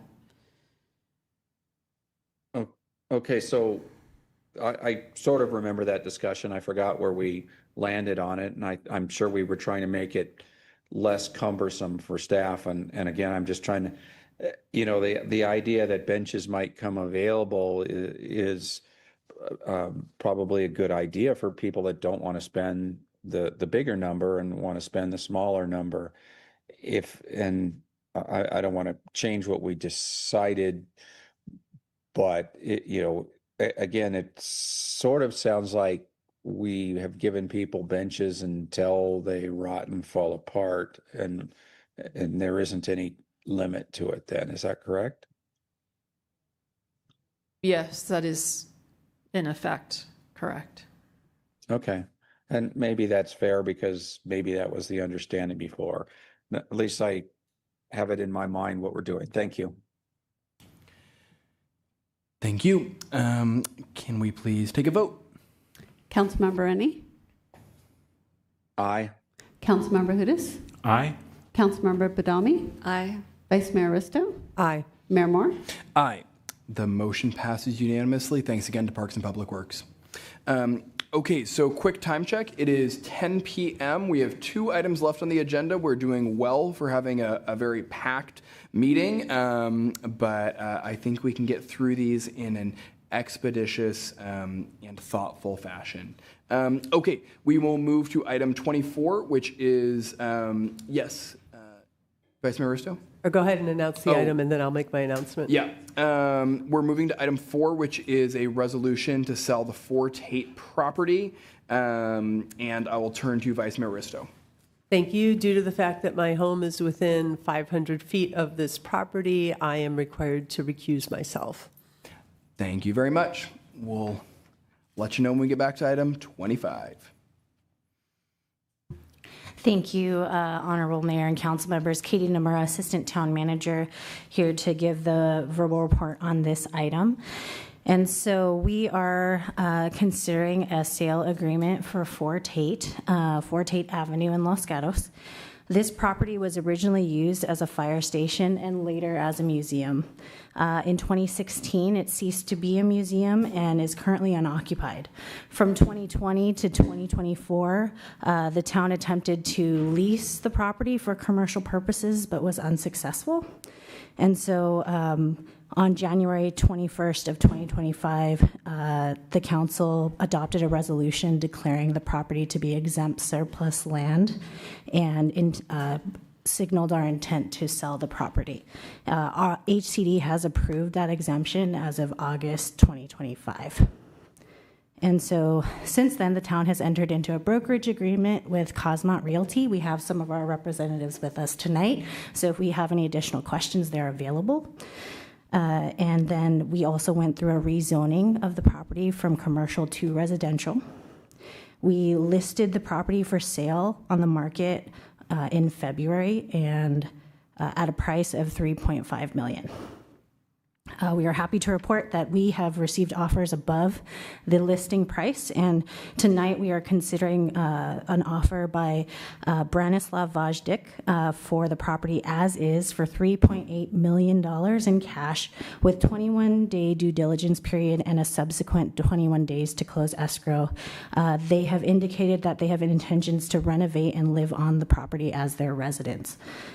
The buyer has also agreed to the historic preservation covenant that would be recorded against the property and run with the land. This historic preservation covenant would require compliance with all applicable historic preservation laws and require that any element of significant historical or architectural value be preserved. And in addition, requires town approval for any changes to the facades along Main Street and Tate Avenue. So in conclusion, staff recommends accepting this offer as it aligns with our strategic priority of fiscal management as well as leveraging unused resources that the town does not have the resources to maintain, and there are capital improvements that would be needed. The property remains vacant, and we would generate an estimated $3.6 million from this sale after closing costs. And once it transitions to ownership, not from a government entity, it will start generating some property taxes as well. So for these reasons, we are recommending to move forward with this sale. You will also see a desk item where we have included in the resolution to explicitly grant the town manager authority to execute the certificate of acceptance for the declarations of covenants and restrictions. And so if and when a motion is made, please make sure to include that new resolution so we can ensure that's part of it. And that concludes my presentation, and I'm here for any questions. Excellent. Thank you very much. Any questions? Seeing none, we have 2 public comments in the room, and we'll begin with Lee Quintana and then go to Bran Vidich.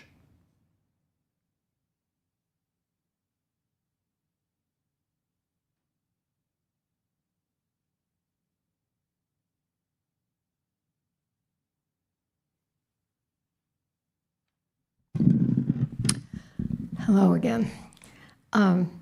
Again, as I stated before, I'm glad to see that the long efforts of the town to preserve this property are finally showing some fruit.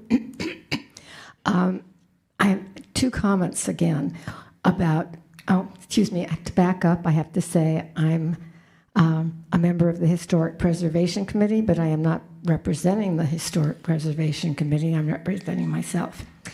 In the notice, again, this is something that involves eventually the Historic Preservation Committee and the Historic Preservation Ordinance. But again, the Historic Preservation Committee was not notified of this. But specifically, the covenant, as I read it, and maybe you can clarify this, does not seem to me to provide any additional protection than any other property with the same designation of historic and in a historic preservation district would have. It states that in order to change the facade on Main or Tate would require the approval of the town, and it states that any renovations to the property would have to be consistent with the historic characteristics of the property itself. That's what we look at when we look at any project that comes before the Historic Preservation Committee. So I would ask that you be a little bit more specific. I wish that this could go to the Historic Preservation Committee and actually identify the characteristics that were to be preserved. But I'm happy to see that something is finally taking place. Thank you. Thank you. Now we will go to Bran.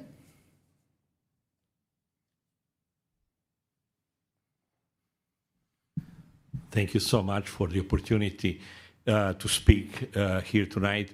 I'm going to offer some details about my own background and why I'm so excited about the prospect of being resident at 4 Tate Avenue. By the way of introduction, I grew up in Europe, came to the United States for graduate studies, got my advanced degrees in engineering, worked for a big company in the area for about 20 years. In the last 20 years, I've been part of the small company, a startup scene here in the Silicon Valley. I moved to Los Gatos back in 1990, 16505 South Kennedy Road. It was our residence for a number of years. Then we moved to Whitty Road in Monte Sereno. And about 40 years later, or 36 years later, I am retiring. And my ideal home is not anymore an acre property, a big house. It's a smaller house. It's a single level. It's a walking distance to Los Gatos Roasting Company, the farmers market, and indeed the restaurants downtown. So 4 Tate is an ideal match for this description of my ideal retirement home. And that's why I'm so excited about the prospect of living there. on top of that, there are many nice homes in the downtown area, but this one is special because of the historic nature it offers. And, I can assure you that, I will do my utmost to restore the property. I plan to hire a private consultant, historic architecture consultant, to work with historic preservation staff here, so that we can jointly really, arrive at something that we all be proud of. So that's basically at the top level, why I'm so interested, and I really appreciate, the opportunity to be, resident at that address. Thank you. Thank you. Councilmember Hudis, just a quick question for you. Yeah, first of all, I want to thank you for coming forward for this property. It's a very important one for the town, and it not only served as our fire station starting in 1915, it also served as our museum. And so I was very much in support of preserving every aspect that we could of the historical essence of this property. And so I would like to thank you for your commitment to do that, and then ask you, if you have any doubts or questions about being able to do that, would you be willing to come forward to our staff and ask for guidance on how to best preserve the historic aspects of this property? Absolutely. I fully intend to work with the staff, and again, not being professional, I will hire a professional to help me, and the staff, specifically historic preservation staff, arrive at a solution that will meet all the requirements of the town, and I don't see any conflicting requirement between what I'd like to see and what most likely the town wants to see. It's restoration. Thank you very much. Thank you. Thank you. Appreciate it. Okay, with no hands raised on Zoom, that concludes public comment on this item, and I'll turn things back to the council. Yes, Councilmember Badami. I'm comfortable that Mr. Vajek, I hope I'm saying the name correctly, will cherish this property and will work with the town, will make us proud as he is to obtain this property. So with that, I'm going to make a motion to adopt a revised resolution per attachment 4 to sell the 4 Tate Avenue property, which is APN number 510-44-054, approve and authorize the town manager to sign the historic covenant, and authorize the town manager to negotiate and execute all required documents for the sale, including a sale agreement accepting an offer of $3.8 million for the property and substantially the form presented. Thank you. Yes, Councilmember Hudis? Yeah, I'll second the motion. Great, thank you.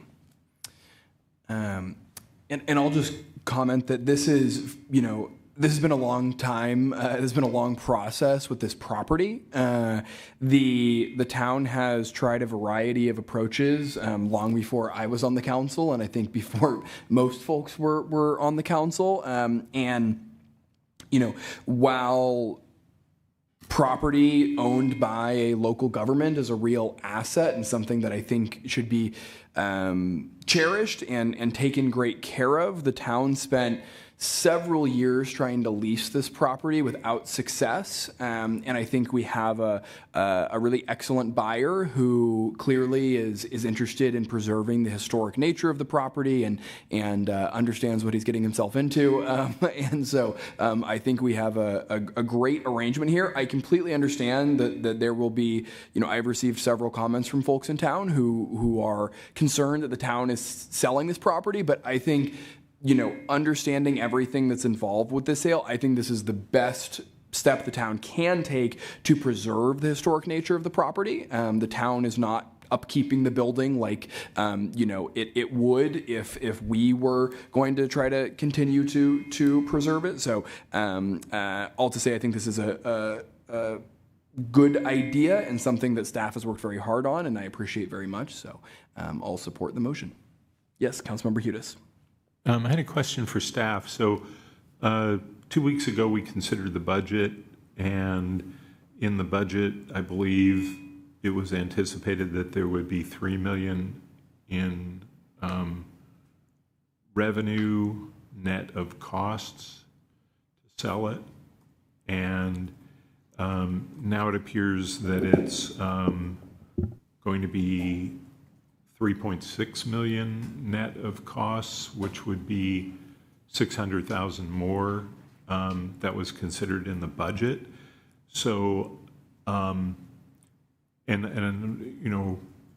reason I'm raising this is that one of the big motivations for our town, based on the survey that I did and the conversations that I've had, was that the proceeds from the sale of an asset of the town be put to similar use. And so the council unanimously agreed, and I am very thankful for the support of the council, to take the proceeds and put it into a fund that is committed and would take an act of the council to change that. And that commitment is for a long-term community benefit. And we listed several options for that. But the amount was $3 million. It appears like it may be 3.6. Correct me if I'm wrong on that. Would there be, what would be the opportunity to take budgetary action, and what would the timing for the additional 600,000 or whatever the amount is? Thank you for the question. So what we would do is 3.6 is estimated what we believe the revenue to be at the end of the sale, but we would like to let the sale go through and complete the sale. We have the money in hand. We will come to council for that revenue appropriation, and that can be clarified at that time. And so that would follow the close, so it would probably Correct. be in the fall sometime? Or Yeah, so there's 21 days of due diligence followed by 21 days close of escrow, so roughly 2 months there, give or take, depending on what work and what we need to work through. Okay. So yes. If I may just clarify, though, we're not going to bring forward automatically. I think you have to go through your agenda setting policy to direct staff to come forth with an allocation of an extra 600,000 to that purpose. The direction of council at the last meeting when we discussed this was allocate $3 million to the committed reserve. It was not to come back and agendize increasing that amount upon the sale.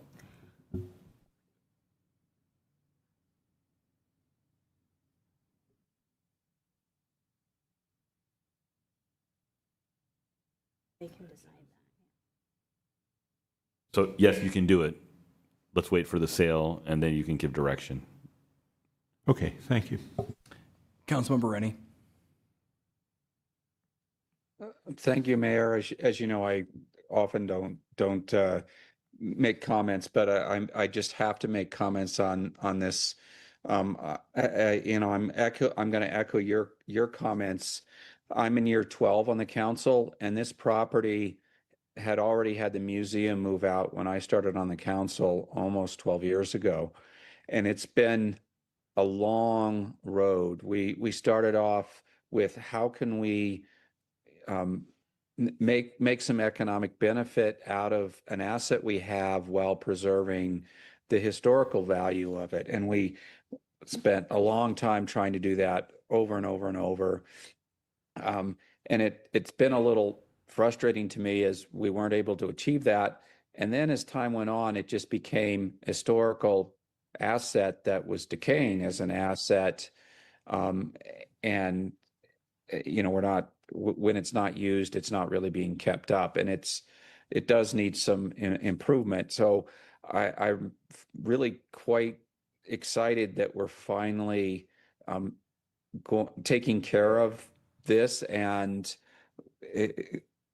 both well, we're getting some economic benefit out of it as the town, but also we're selling it to, and try not to disclose too much that was discussed in closed session, but we had multiple offers, and I'm very happy that this particular buyer was one of the offers, as he spoke.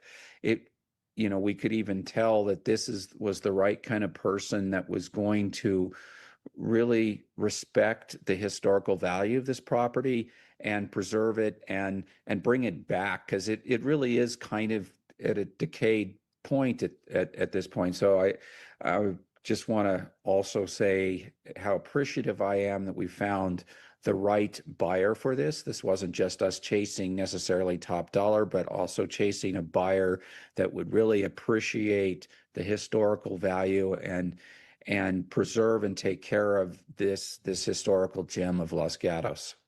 Thank you. Yes, Councilmember Hudes. Just one more comment on the historic preservation aspects of it.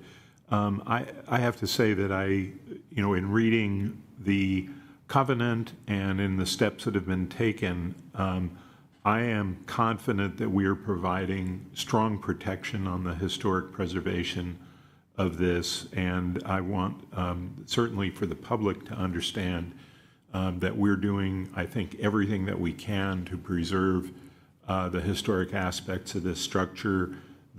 Having the covenant, having it recorded is very important, and specifying some of the items that are articulated in the covenant and the staff report, I think, illustrate that. So I do have a lot of confidence that the town has done what it can to preserve the historic aspects of this. Thank you. I will turn to the clerk for a vote. Councilmember Rennie? Aye. Councilmember Hudes? Aye. Councilmember Bedomi? Aye. Mayor Moore? Aye. The motion passes unanimously with Vice Mayor Risto recused, and we'll invite her back and move to our last item, where we will receive a report from the town clerk on a remote public access disruption policy and an amendment to the agenda format. Good evening, Mayor and council members. Wendy Wood, Town Clerk.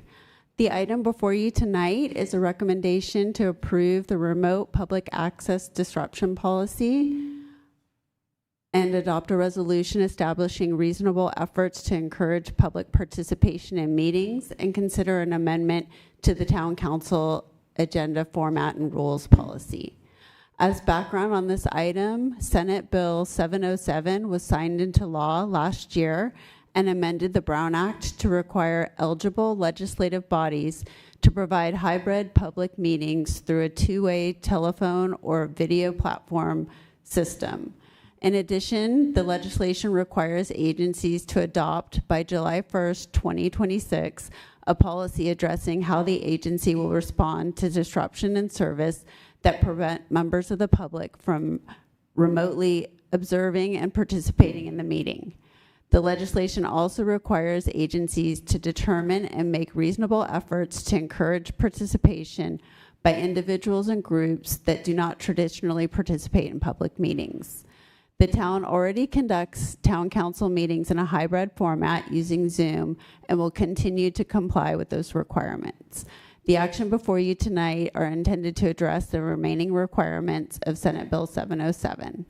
The proposed remote public access disruption policy establishes procedures for responding to disruption and remote access service that prevent the members from observing and participating in the meeting. The policy outlines the procedures for announcing a disruption, recessing and reconvening meetings, documenting restoration efforts, and making good faith attempts to restore remote access service. State law requires that good faith restoration efforts continue for up to 1 hour before the council may consider whether to adjourn or continue the meeting after making the required findings. Under Government Code Section 54953-4, if remote access service cannot be restored within 1 hour, the council may adjourn the meeting or continue it with the findings. The proposed policy addresses the circumstances such as late night disruption, facility-wide power outage, and other conditions where waiting for restoration efforts to continue for up to 1 hour may not be practical and adjournment may be appropriate. The policy also requires documentation for the disruption restoration efforts in the meeting minutes. Following review by the policy committee, the policy was revised to clarify that a meeting may continue under certain circumstances if a council member experiences a disruption in service or is otherwise unable to participate from the designated teleconference location. The policy committee also recommended amending the town council agenda format rules to change the council meeting end time from midnight to 11 p.m. Under the new legislation, the remote access disruption could require a recess for up to 1 hour while restoration efforts are underway. Because the new law may require recess for this duration, the policy committee is recommending moving the meeting time to 11 p.m. to help avoid situations where council staff or members of the public may be required to remain in attendance until midnight or later to accommodate the 1 hour period. Accordingly, the proposed remote public access disruption includes provisions to allow the council to adjourn rather than recess if a disruption occurs after 11 p.m. The presiding officer determines that continuing the meeting would be impractical or inconsistent with the established meeting procedures. Additionally, Senate Bill 707 requires the legislative body to determine and make reasonable efforts to encourage participation by individuals and groups that do not traditionally participate in meetings. To satisfy this requirement, staff is recommending adoption of the draft resolution, which establishes a framework for reasonable outreach efforts, including media outreach, electronic agenda access, and subscription services, and organizational outreach. Staff recommends the town council approve the remote public access disruption policy, adopt a resolution establishing the reasonable efforts to encourage public participation in meetings, and consider the amendment to the town's agenda format and rules policy. This concludes my presentation, and I'm available for any questions. Yes, Councilmember Hudis. Yeah, thank you. I wanted to understand, how does the 1 hour rule relate to changing the adjournment time from midnight to 11 p.m.? I didn't really follow that. So the thought was that if we set the meeting time for 11 and we do adjourn at 11 p.m., then if there was a disruption past 11, we wouldn't have to stay past that time. So it's trying to keep that 11 p.m. time so that we wouldn't have to proceed for an hour to try to restore service if there's an event that we need to continue the meeting and have to wait that amount of time. And I'll just clarify from the policy committee, I think this was also just, we were discussing the agenda format and rules, and this was a change that was recommended. So if I could just understand, so we're changing the adjournment time because sometimes we might have to invoke this 1 hour, or there's a reason why meetings should adjourn at 11 p.m. I'll just answer from my perspective. That I think the policy committee, not to speak on Councilmember Badami's behalf, but I think the the policy committee separately and with this new policy thought that the 11 p.m. adjournment would be a good idea. But the 11 p.m. adjournment on the face without this is a good idea. Yes, Councilmember Badami. So I would also expand that I believe we are in agreement that some of our meetings have gone almost till 1 o'clock in the morning. And in consideration of staff and the new modified Rosenberg's rules, where we can put a motion on the table and just kind of button up the meetings, that it just seemed maybe a prudent thing to do, especially in consideration of the public participation we get, where they sometimes have to stay till very late hours, where we could maybe just be a little bit more concise and again, just kind of button things up. Yes, Vice Mayor Risto. Thank you. I have a comment and a question. I mean, years ago, when council meetings used to go till 1 or 2 o'clock, it was changed so that they had to end at midnight. It doesn't mean that we end at midnight. If we've got business to do and we have a majority vote to go past midnight, we do that. So the question is, and I support planning that we end at 11, that might keep us on track more. If we are approaching 10 minutes to 11 and we make a motion to go on till 11:30 because we have an item and then we have an outage, do we then have to try for an hour to keep going? That's what the state law currently provides. Okay. I mean, so it doesn't really eliminate us having an hour to try and close it, but I think this is sort of while you were doing the policy people, just addressing getting us. It was something we discussed prior to the 707, and it got lost in terms of the final draft that came to council. Let's just make it very clear. The council is in full control of when you decide to end your meeting. There's no question there. If you change it or if you eliminate it, you at any time can end. The 12 o'clock, you can extend it, not extend it. You're just saying we'll go all the way to 12 before we even get to the point of saying we should vote. We're thinking about should we go longer or has it been too long? So 11 o'clock, I think, makes total sense. When you add the 707 and the fact that you have to stay for an hour, irrespective if you did not want to go that long, you're going to be stuck doing it. And so if the time is 12 and it's 11:59 and we lose connectivity, you are here till 12:59, even if you wanted to just end it and not extend it from 12. And so the balance was, well, at least we know we'll be out by midnight if we have a technical issue and it happened after 11. But if we want to be here till 3 in the morning to consider all the items on the agenda, the council is fully within their wherewithal to extend it at 11 o'clock until as far as you need. Okay, thank you. I think we're starting to get into discussion, so I'm going to open up public comment before I go to Councilmember Rennie. Is there anyone here to speak on item number 25? Seeing none, I will close public comment and go to Councilmember Rennie. Yeah, that was good because mine's not really a question. It's just a comment or maybe provide some perspective. As mentioned, sometimes we had council meetings that went past midnight, but we've made a fundamental change, and I don't know if it'll continue with future mayors or future town managers, but we used to stuff everything into our regular council meeting. So if that was a land use item that had 30 people that wanted to speak and we needed to discuss it for 2 hours, and then we had other agenda items on top of it, easily goes past midnight. What we've, I guess, sort of consciously done is now we hold our long land use meetings as a special meeting on a different date.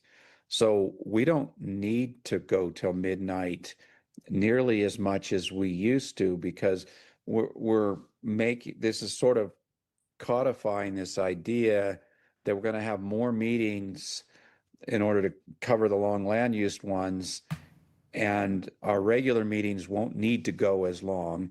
And I think Councilmember Risto, Vice Mayor Risto, was starting to making the point that when we get close to midnight, we actually kind of move a little more efficiently along, as we know the end of the meeting is coming.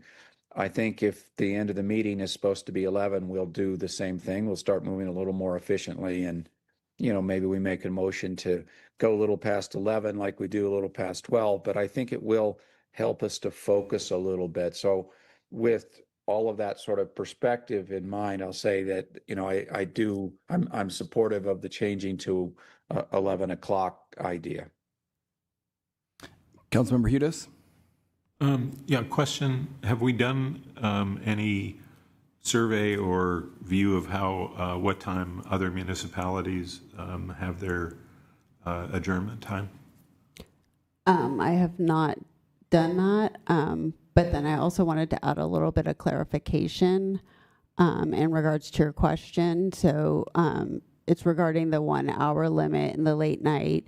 The code doesn't have any specific exemptions for that late night hour, but the Brown Act does allow legislative bodies to adjourn a meeting if they determine it's impractical or inconsistent with procedures. So that is a procedure in the policy that we would then follow if there was that late night disruption. But if you'd like me to look at other jurisdictions for their end time, I could do that as well. Great, thank you. And I know this is a little challenging because I know the town manager really likes it when we go to midnight, but I do think this is the right thing to do for our community. Vice Mayor Risto. Yeah, with that and, moving the meeting along with Rosenberg's rules, I will move to approve a remote public access disruption policy, approve an amendment to the agenda format and rules policy 2-01, and adopt a resolution establishing what constitutes reasonable efforts to encourage public participation in meetings. Councilmember Badami? Second. Great, thank you. Seeing no other hands raised, I will turn to the town clerk for a roll call vote. Councilmember Rennie? Aye. Councilmember Hudis? Aye. Councilmember Badami? Aye. Vice Mayor Risto? Aye. Mayor Moore? Aye.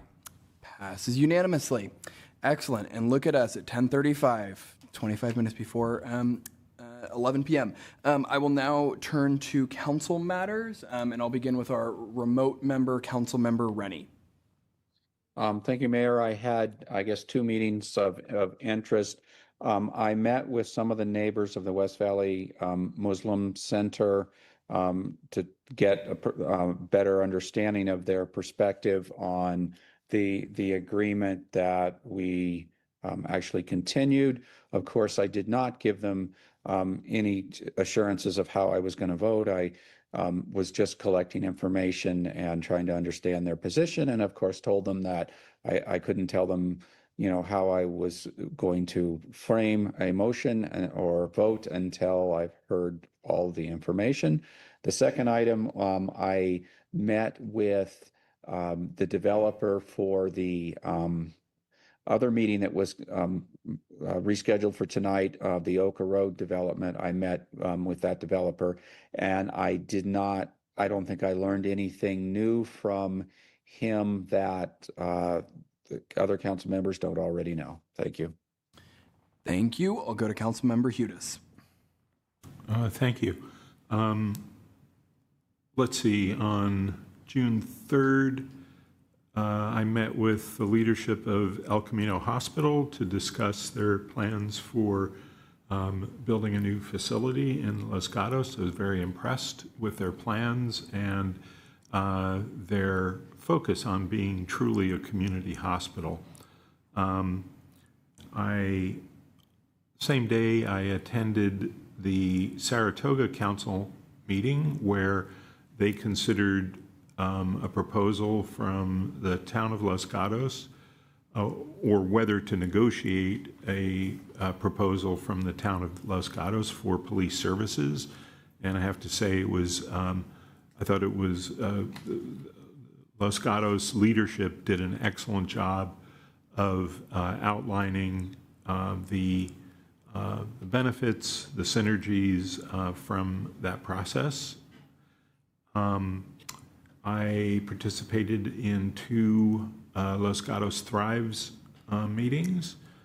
And then on the 9th, I participated in the Community Health and Senior Services Commission meeting. I think they've canceled the other meeting, and they had very interesting discussions there where Tyler Taylor provided some insight into the challenges in funding senior activities. And I think that it's a little bit of a warning that this isn't going to end, that it isn't only issues with the federal administration, but also with the county fundamentally taking on the operation of 4 hospitals and the need to provide those as probably their highest priority. And so I think that the town is going to have increased pressure to look at funding services, particularly for our seniors, nutrition programs and things like that. I participated in a meeting with Jim Foley regarding a development and also the chamber activities. And I participated in the Cities Association wonderful summer membership meeting, and I know a number of folks were there for that as well, focusing on panel discussion of emergency preparedness and preparation. And I learned a great deal from that presentation. And that's it. Thank you. Vice Mayor Risto. Thank you. I don't have a lot to report. Yesterday I met with Jim Foley to hear his point of view about the chamber contract, and also he wanted to talk to me about the Surrey Farms project development, which will be coming to the council. And then this morning I met with Eric Hayden, the developer of the Oka project, prior to knowing that we weren't going to hear it tonight. So anyway, didn't learn anything from either of them that I didn't already know from watching Planning Commission meetings. Councilmember Badami. Thank you, Mayor. On June 8th, I participated in a meeting of the Resident Wildfire Advisory Group. On the 11th, I met with the CEO and Executive Director of El Camino Health, as mentioned by Councilmember Hudes. They showed some really exciting plans for the development of a hospital in Los Gatos off Pollard, and it looks beautiful. I'm excited about them being a partner with Los Gatos and making it really fit and being part of our community. On the 10th, I participated in a meeting at the Conceptual Development Advisory Committee, and that was regarding potential development of a 3-story multi-use development at the corner of North Santa Cruz Ave and Bachman Ave. It would be 43 feet tall. It still fits within the height guidelines of the area. There was a number of residents there that provided a lot of feedback, asking the developer to maybe kind of refine or modify his plans to make it fit more within the character of Los Gatos. He seemed amenable to coming back because it's an important piece of property that could be developed and improve the corner. But there was a lively discussion, not only from the committee members, but also from the input provided by the community. Thank you. Thank you. I also met with staff from El Camino Health and the developer of the Oka Road property. I also attended a Waymo training along with town staff and the Los Gatos Monte Sereno Police Department, along with council members from Monte Sereno and Saratoga, to learn more about the Waymo expansion to Los Gatos, which, as I've shared in the past, surprisingly has nothing to do with the town of Los Gatos. The town has no say, and there supposedly will be Waymos rolling out on the streets of Los Gatos in the next few weeks. I provided opening remarks at the Bellwood Dolphins opening meet of the year. I was a long and proud Bellwood Dolphin. I swam on that swim team for many years, and it was a very fun full circle moment. I attended the opening day of the summer service of the Billy Jones Wildcat Railroad at their pancake breakfast. The Billy Jones Wildcat Railroad is now open 7 days a week for business through the summer, and I recommend checking it out. Had a lot of fun riding the train. I swung by the KCAT camp, which was a lot of fun. KCAT camp is going this whole summer. Really cool video and TV and movie training camp for kids. Really, really neat. And what I participated in was at the Apple Store, which every week is working with the KCAT campers to tell them about, how Apple works and what they do there. So very, very neat. I also attended the Cities Association Emergency Preparedness Session, where I'll just add on to what Councilmember Hudis said, in that our town manager was one of the panelists and provided a lot of excellent expert perspective on what happens in the event of an emergency, especially what councils should and should not, mostly should not, do. This morning, along with the town manager, I spoke to the Numu Summer Camp campers, which was a lot of fun. Really good group of kids right above us here. Today, I also met with the Bill Wilson Center Youth Impact Partnership Group. Bill Wilson Center is an organization that serves Santa Clara County and beyond, and has at least one property in Los Gatos, a home, a single-family home where I think largely foster youth are housed. And the Bill Wilson Center is really working on trying to combat youth homelessness specifically in our community and beyond. And so a lot of good happening there. They're very concerned about some key state cuts, and so trying to help them navigate those and advocate to our state partners.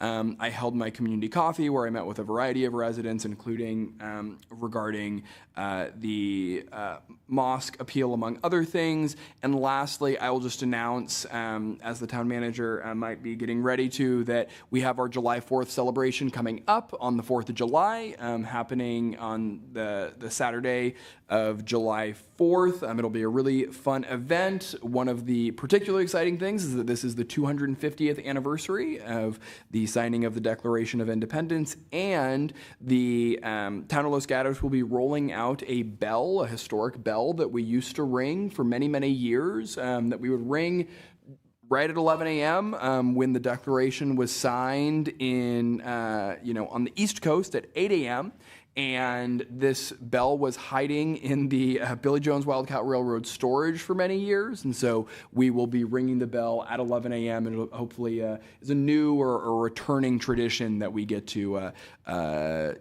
ring in. So I will turn to the town manager and then the town attorney. Yes, thank you, Mr. Mayor. And that event on Saturday, July 4th, will start at 10 a.m. and go to 1 p.m. And I'm certain it will be an awesome event.